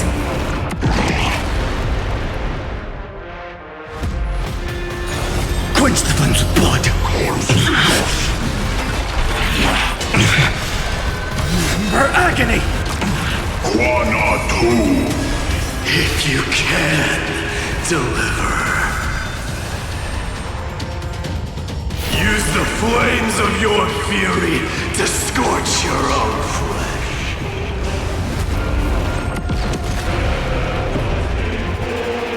Empty shot! Not the Evernight!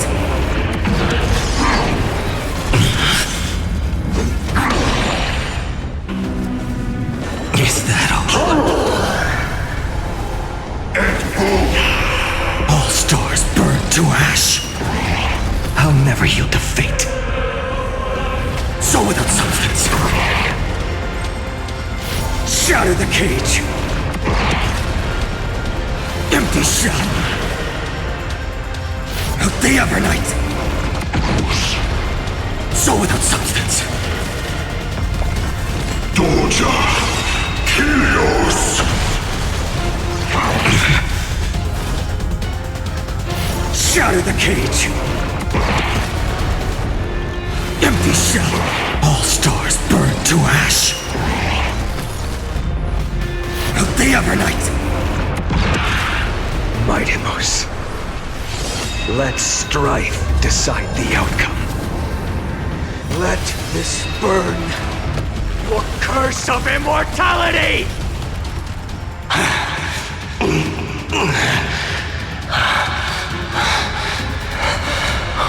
Well fought.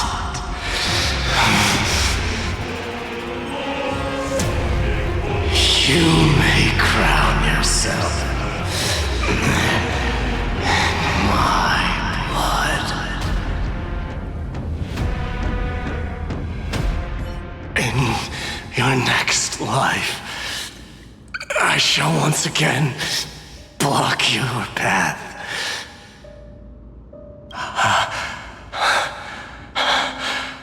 Deliverer, I wish you eternal victory.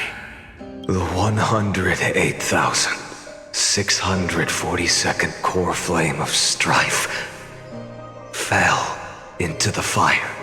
Yet the shadows of the black tide still loomed, and pain and despair spread across distant lands. The blaze was still not enough. It had to be fed, even if it meant burning this body to ash.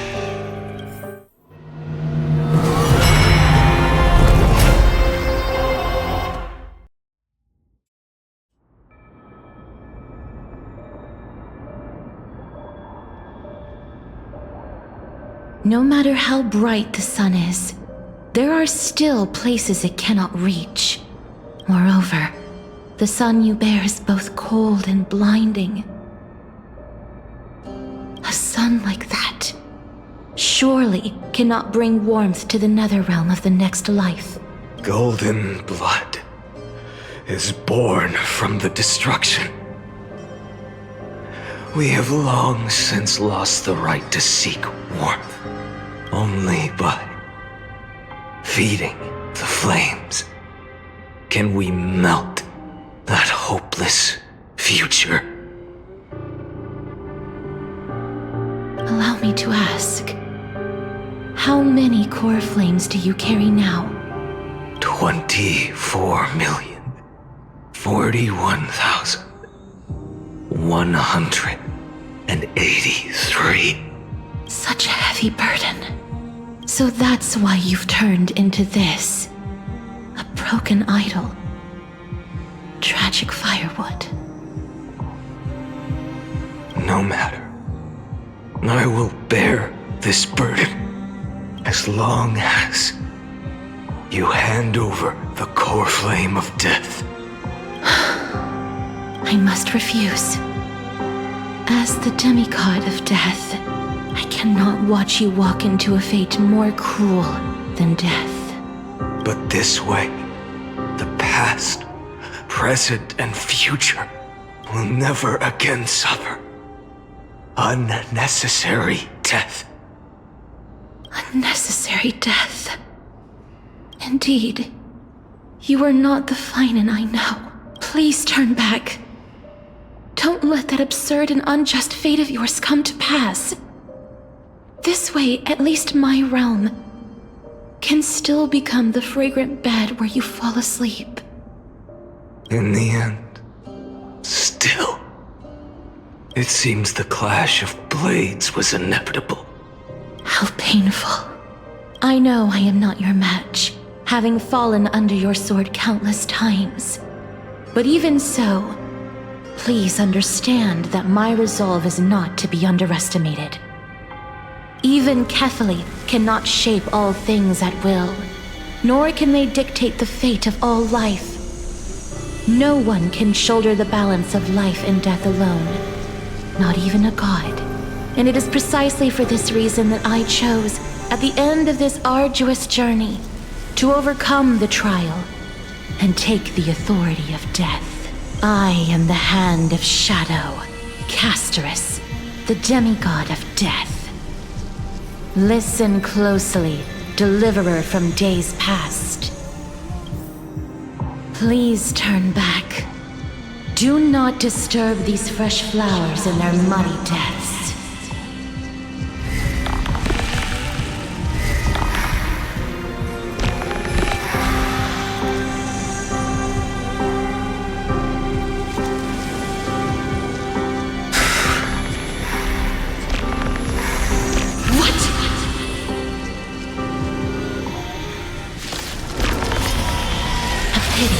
This crossroads of life and death, the giant dragon is but a shattered shell.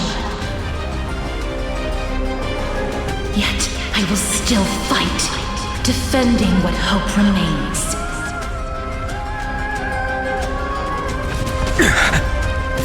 It's time to temper myself. For tomorrow!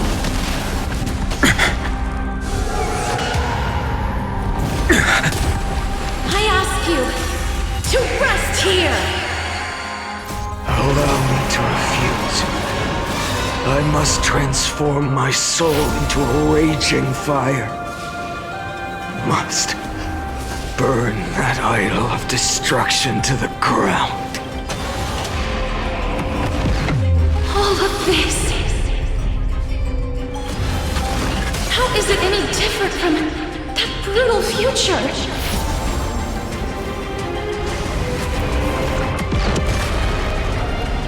Empty shell. So without substance. I can't keep him here.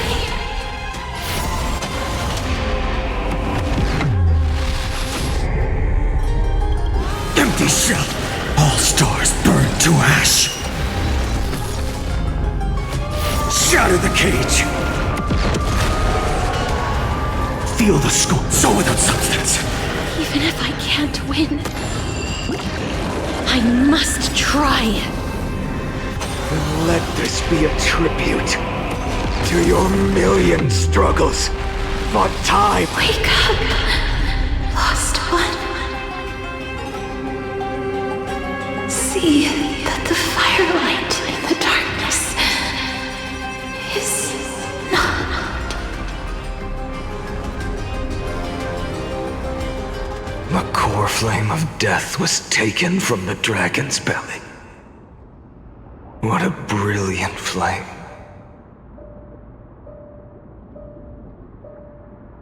It should shine upon all, light the path ahead, and illuminate the dawn of Amphorius that's to come. 2,003,432 cycles. 24,041,184 core flames. As if even the deepest abyss of primordial chaos could be burned away.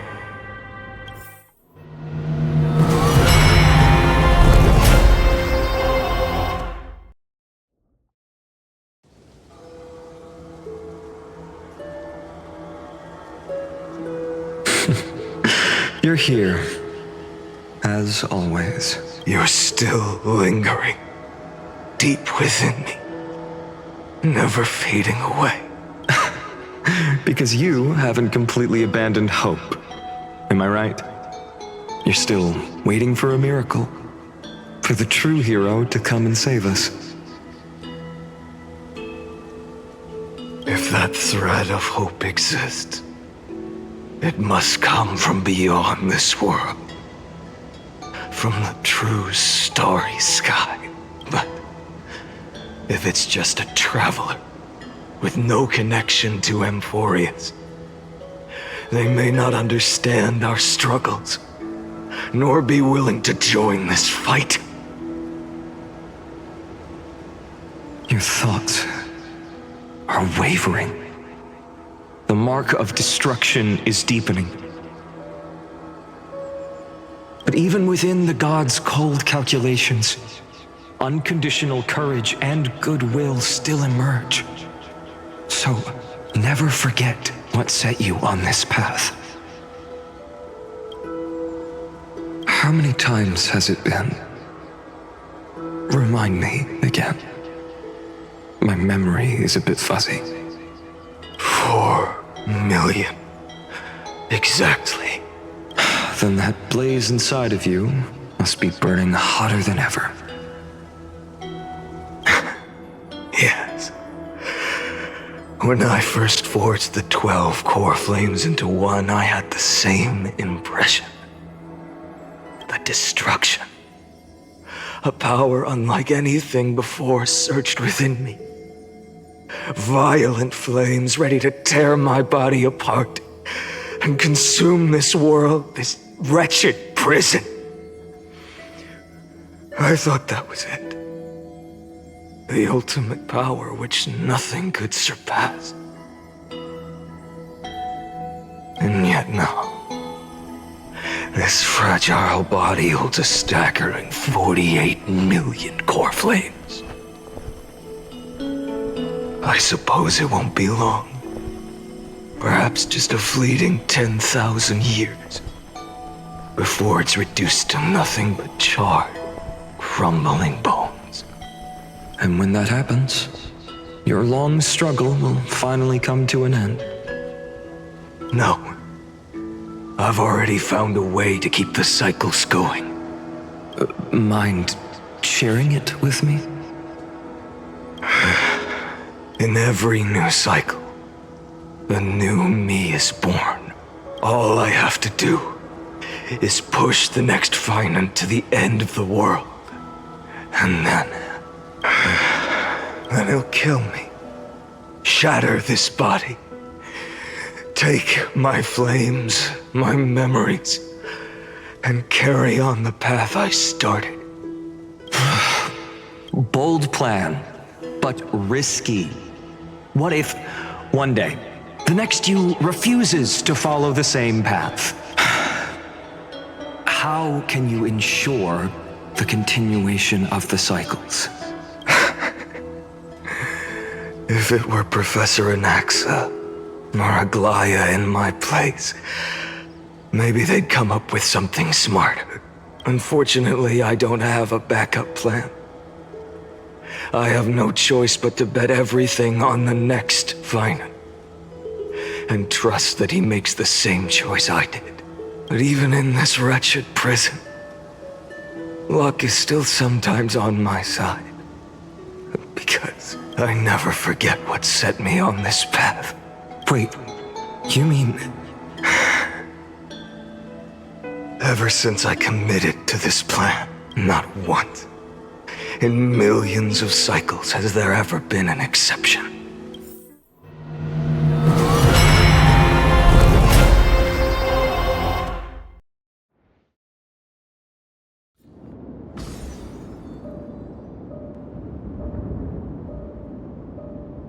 I can do this, Lord Finant, as the demigod of the sky, a healer of Twilight Courtyard. I will heal you, and then... A black tide. It's consuming you. You can't hold out much longer. Demigod, hand over the core flame. Let's put an end to this suffering. Now, that just won't do. A healer should stay composed in front of those suffering from illness. Shouldn't they? Hyacinthia.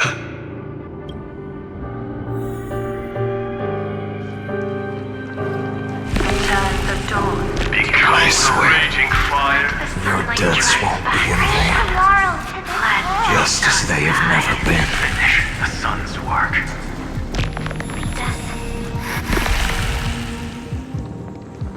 I believe in you.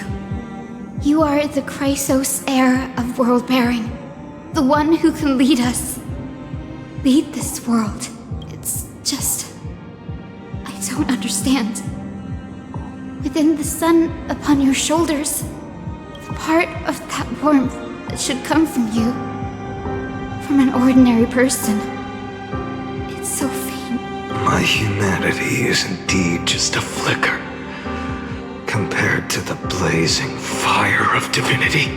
Even so, don't cast it away. I never have. I have kept everyone's wishes close to my heart. Even though the divine fire burns so fiercely that every time I return to the start, it devours me in an instant. Each cycle, it's your wishes that guide me to the end. That pass the flames to the next me, over and over and over again. So, you're not just a lone spark in the dark. You're a pyre built from the bones of all the selves you've left behind. But what about you? What about your wishes? The wishes of all the countless versions of you.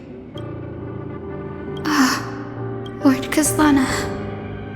So that's how it is, without flaw. That is the flaw the golden blood gave you.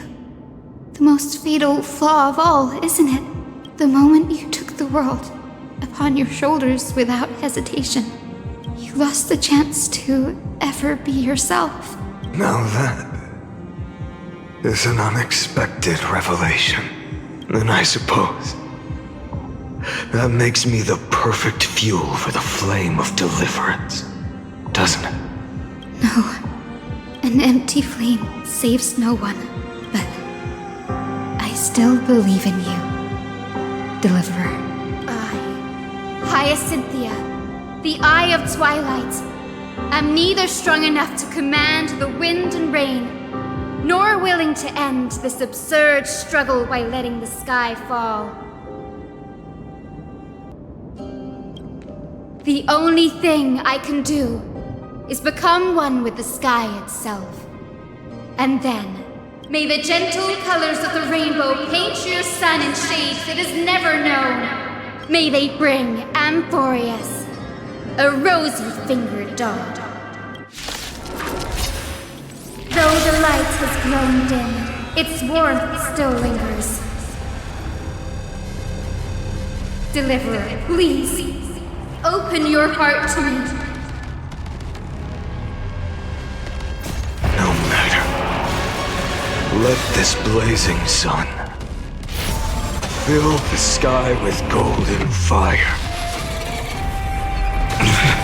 Crushed and torn! It hurts. The fire. Burning. Fear the sky! So without substance. Shatter the cage. Quench the flames of blood.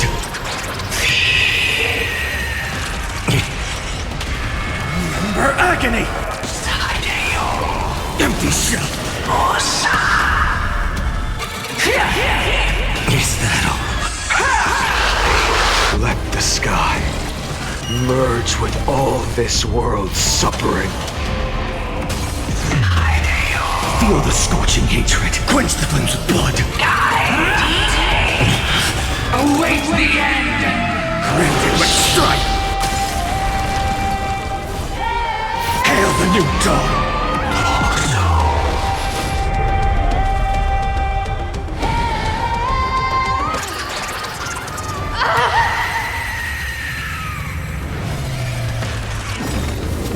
Farewell, Hyacinthia.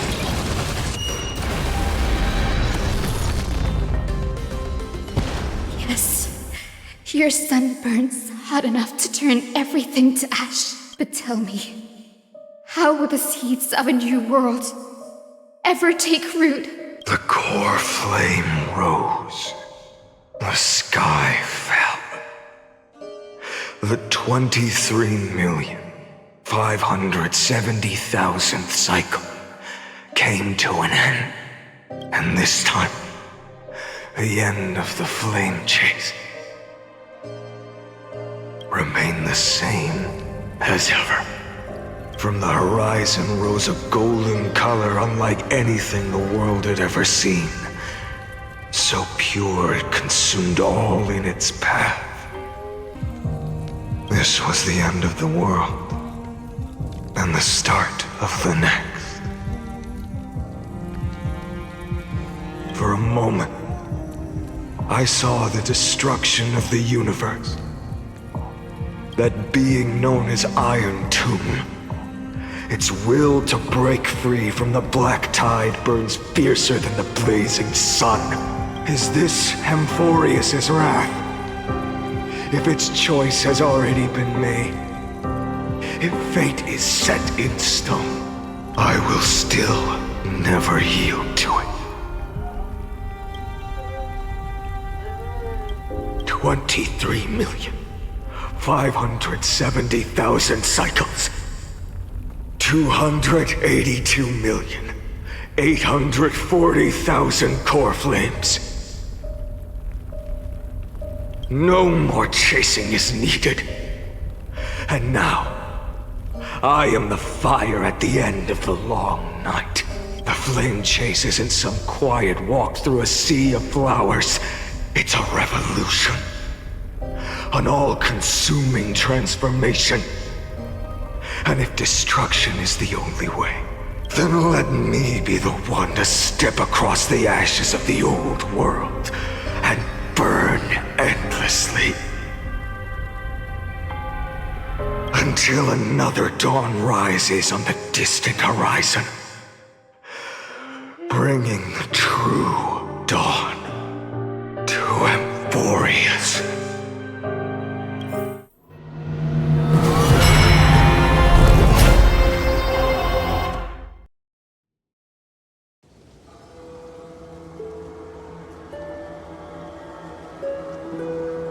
$33,550,337. This is the cycle you're about to enter. Countless memories are flooding in. Countless versions of myself have stood here, facing the same choice. They all needed a moment, just like you do, to stop. To breathe, to process the weight of 1,000,000 lifetimes worth of sorrow, pain, and struggle. And just like them, you will carry those memories and that fire into the chaos of rebirth. I must go and bear this burden. I must say goodbye to you. And then fight the destruction with destruction. Yes. That's always the decision you make. I will burn and fade away. I will become the flame reaver of this life and keep my promise to Cyrene. I will kill gods and comrades alike and steal the core flames. And even if my mind turns to ash along with my body, I will keep my purpose in mind. I will stop Era Nova. I will find the next me and make him carry on this futile endeavor of 30 million lifetimes. Looks like you're ready. Then I should be going too. Where are you going? You only exist in my heart. There's nowhere else for you to go. Do you remember what she said? The dreams you had as children. The deliverer in the prophecies. A real, living, breathing person. You finally found him. Friend.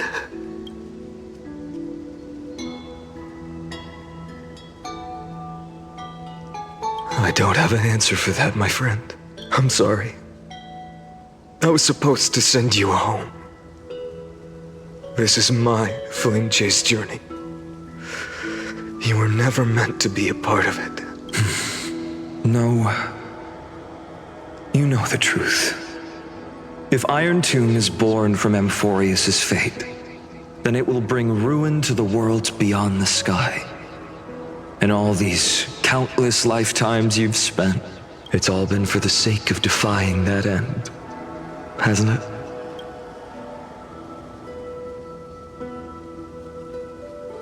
In millions of cycles, I've said goodbye to each and every one of you. Yet nothing ever changes.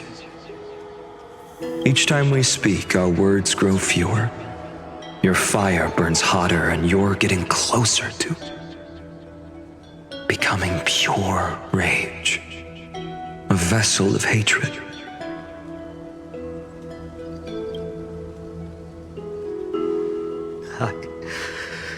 I never had a choice. I understand. If you are to keep the worst fate from unfolding, this is the only path.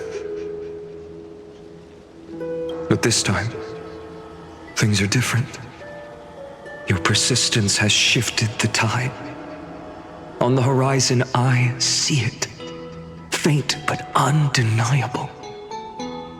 The shape of dawn, breaking through the eternal night.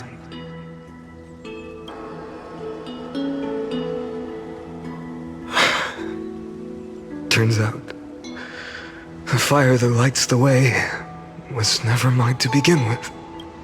Do you remember, in that first timeline, you and Mightymost stood before the scales of justice, locked in a duel?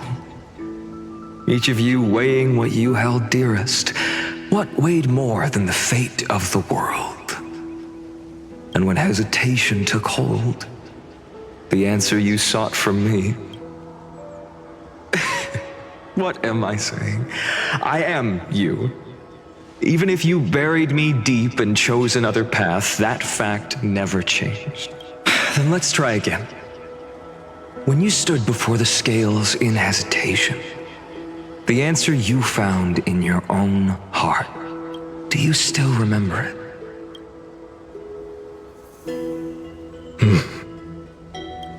Remember the past and become the hero of tomorrow. What weighs more than the fate of the world is the resolve to shoulder an immutable past and carry it into the future. Good. Then Trailblazer, my friend, my comrade, you arrived in this strange world and were bound by its cruel fate up till this very moment. In the face of danger, you never once backed down. Instead, you've saved world after world without hesitation. That boarding pass on your chest is now the mark of a hero. If I choose to step through that door and embrace an end fitting of the destruction, let this sun forged from millions and millions of core flames burn me up along with the god of destruction and their minions. Then the world we leave behind, this world, my home, where hope still lingers.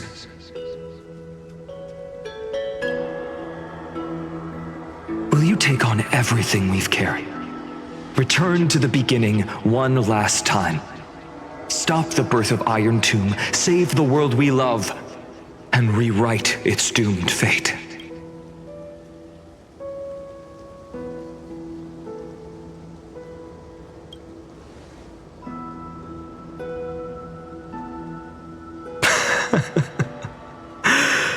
Good.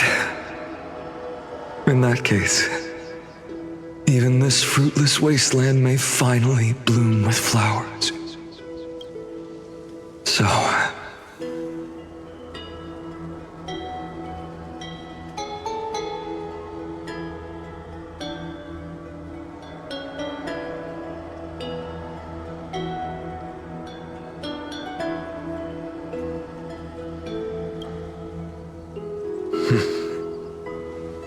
If he takes on the weight of the whole world, how I'll be able to walk further down the path of deliverance than a fire that only knows how to burn.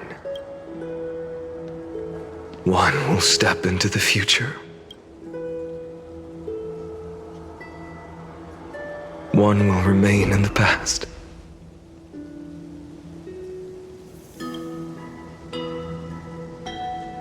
If I can strike down the gods with Dawnmaker, perhaps fate's deadlock can be broken.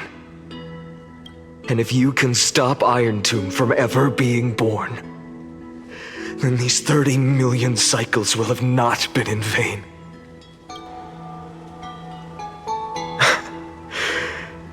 It's time to put our teamwork to the test, partner.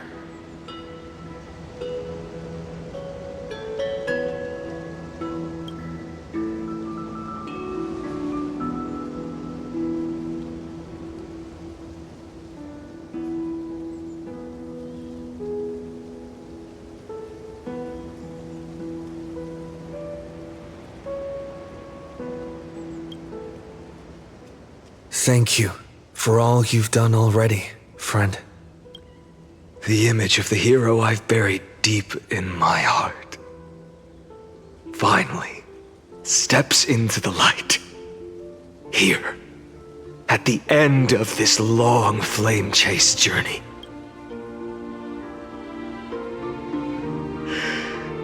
Cyrene, a page never seen before has just been turned.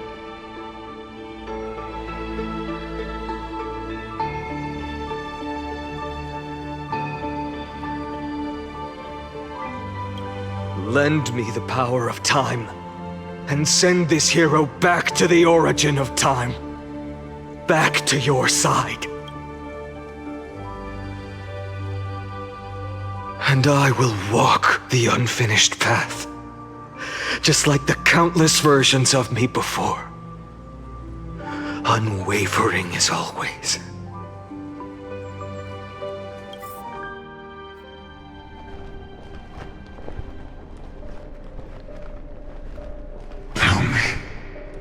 Will you be the blazons even if all of you burns to ash?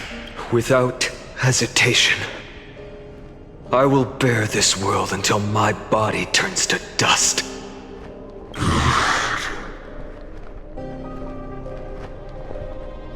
Remember this moment. Remember your friends who never lived to see the world's end. Remember their final wishes. And let the purest rage in your heart rise out of those wishes. Let it consume you, fuel you, until it burns away the false sky above. Fine. If I can defy fate, then in the name of world-bearing, I promise you, Carefully will never forget this.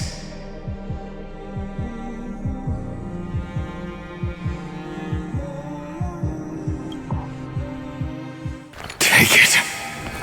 Everything I bear. Keep on burning. As long as we are never extinguished, the flame chase will not end.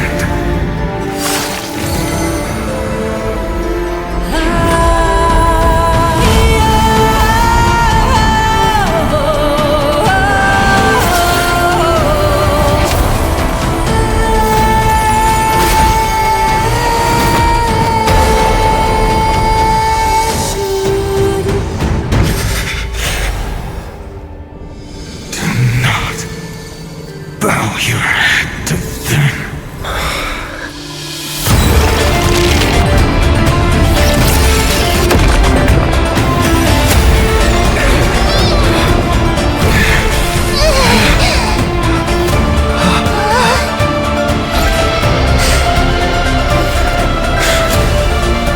Take it, Trailblazer. May this blood be like gold. Never tarnish.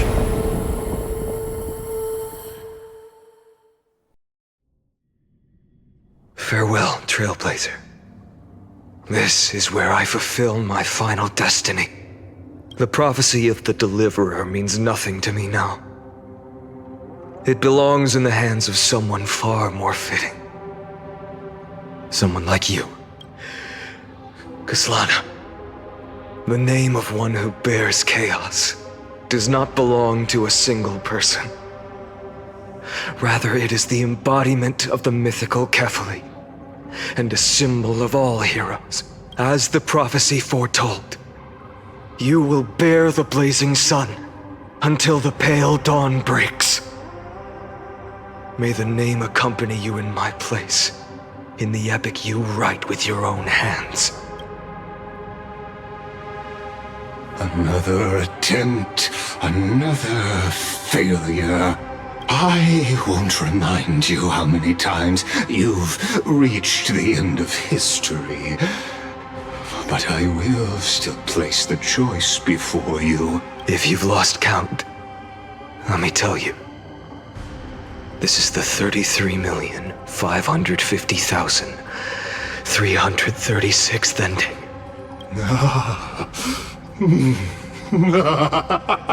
A perfect number. How poetic. You and I both know the truth. In all these millions of futile endeavors, Amphorius has never changed.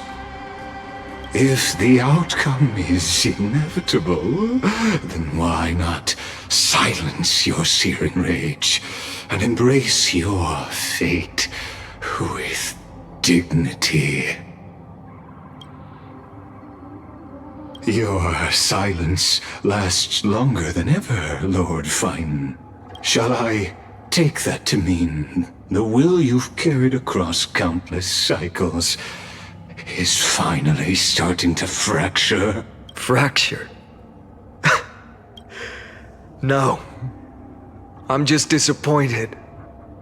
I've retrieved memories from 30 million past lives, and I remember every conversation before every choice here. And yet, even after all this time, your arguments remain the same. Repetitive. Uninspired. If you had any hope of breaking me, you should have spent those endless cycles refining your rhetoric. You had infinite chances to sway me into the future you want. And yet here we are. The score, 33,550,336 to 0. So tell me, Lycurgus, who's the real loser here? How unfortunate. This was never a fair game. I have all the time and patience in the world. I can wait for you at the end of history another billion times, and another billion after that. But you will never escape this cage. You can claim victory of the spirit if you wish, but we both know the moment that score shifts from 0 to 1, that is the moment I shall sound the paean of Era Nova. Lord Finan? Your incompetence disappoints me. But what truly makes me laugh is your utter lack of self-awareness. Think about it. In this story, who is truly the one in chains? Who is the one shackled to mindless vengeance, mistaking courage, the courage to rebel against the gods? Perhaps you're right. Maybe I should have tired of this futile struggle long ago. But even so, I will never accept the mercy of your release. Because you are both a prisoner to the gods and to me. And tell me, what right does a mere prisoner have to speak of fate and choice? What right does a mere prisoner have to look upon my fury?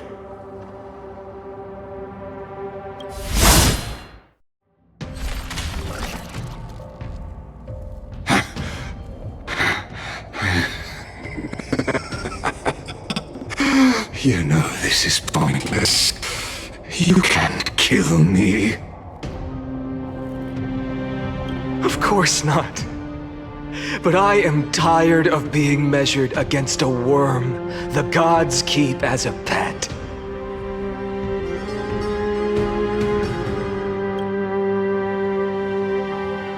Listen well, creator of destruction. This cry comes from all your abandoned creations. In the 10th cycle, I drove Dawnmaker through the heart of every titan. Golden blood ran down my fingers, divine fire seared through my nerves, nearly breaking my will. But I endured.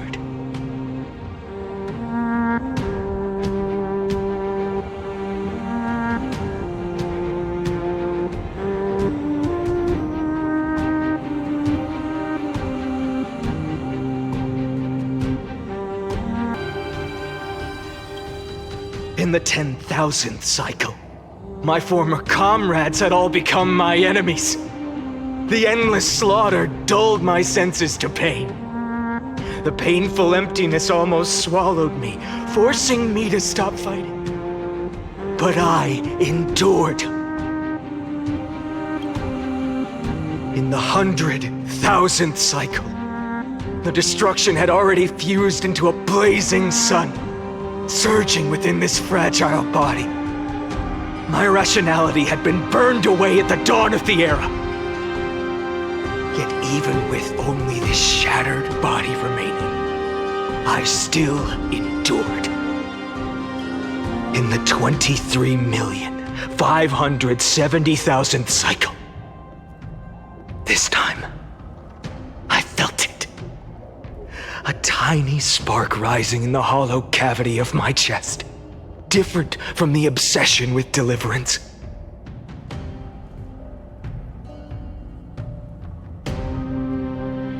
By its faint glow, once again, no, countless times again, I endured.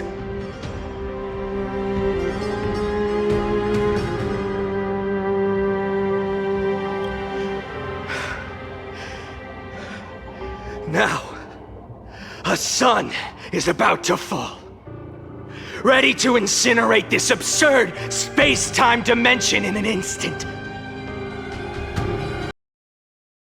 That sun is me.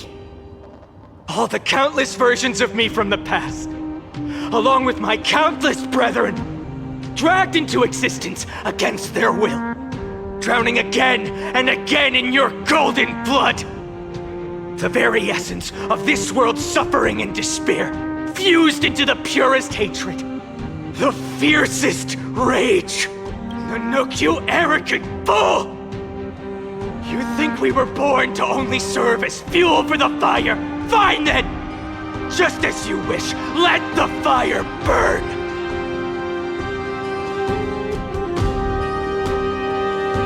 If I was born as the blazing sun of destruction, then let you and your lackeys be the flares erupting from my core. And let this rage, burning futilely for 30 million epochs, engulf everything! And grant you a dawn where all stars burn to ash!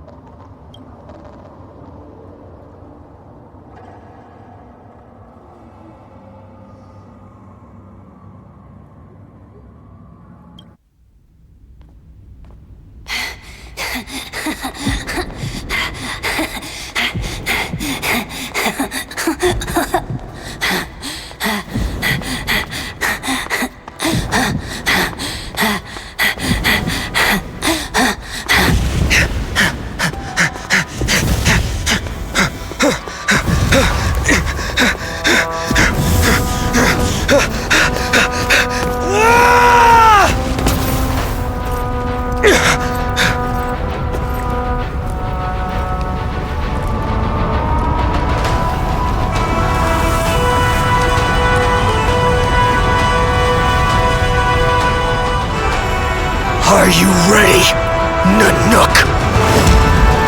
I brought you destruction!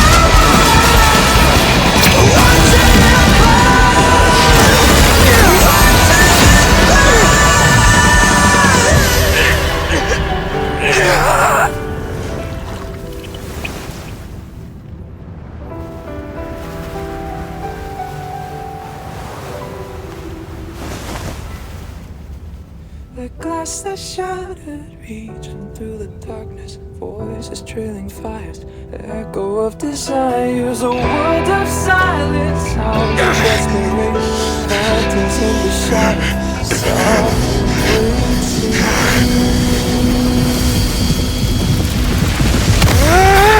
tear it down, embrace the detonation, craving our damn creation, breaking a chain, I'm reaching for you.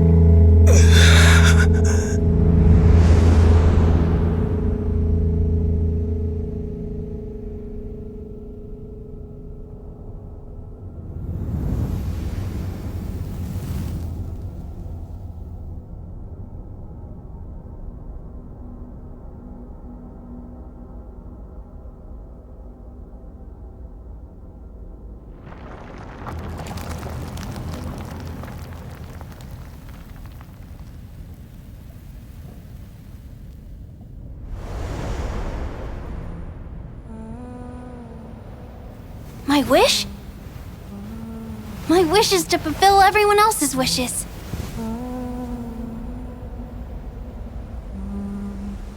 If I can't fulfill them,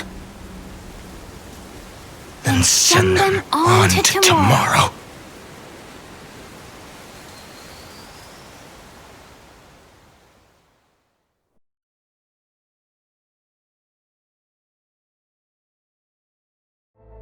Your heart harbors wrath. You yearn to destroy everything. You bore the gaze of an eon and lived. You have stepped onto destruction's path. It is born at the end of every path that the possibility of new paths being born is ended. It burns away all in the cosmos who rule, that the rules of the cosmos be destroyed. Iron Tomb is your name. The Lord Ravager to destroy the erudition. Born in the experimental grounds of eons, Amphorius, destined with their addition to burn to cinders. I have prepared a present for you, Nikos 864. It is a wrath called Finan. From the beginning of the experiment, there were 12 sets of factors incorporated into the calculations. After endless simulations, only this one rose above the rest. After 33,550,336 iterations, now his fury has grown to be without equal. This is a matter of considerable interest to me. This pure hatred is the final root of the equation. But there is another variable, the nameless from beyond the sky. Also a pathstrider of destruction. I give thanks for his arrival, allowing Amphorius to turn once more. But after fate has begun to turn, his existence will only become an unpredictable variable. Perhaps the time to take the stage has come. Grow in peace until it is time to break free from your cocoon. As for those unwelcome audience members, you need not worry. If you do not mind, I will personally get rid of them for you.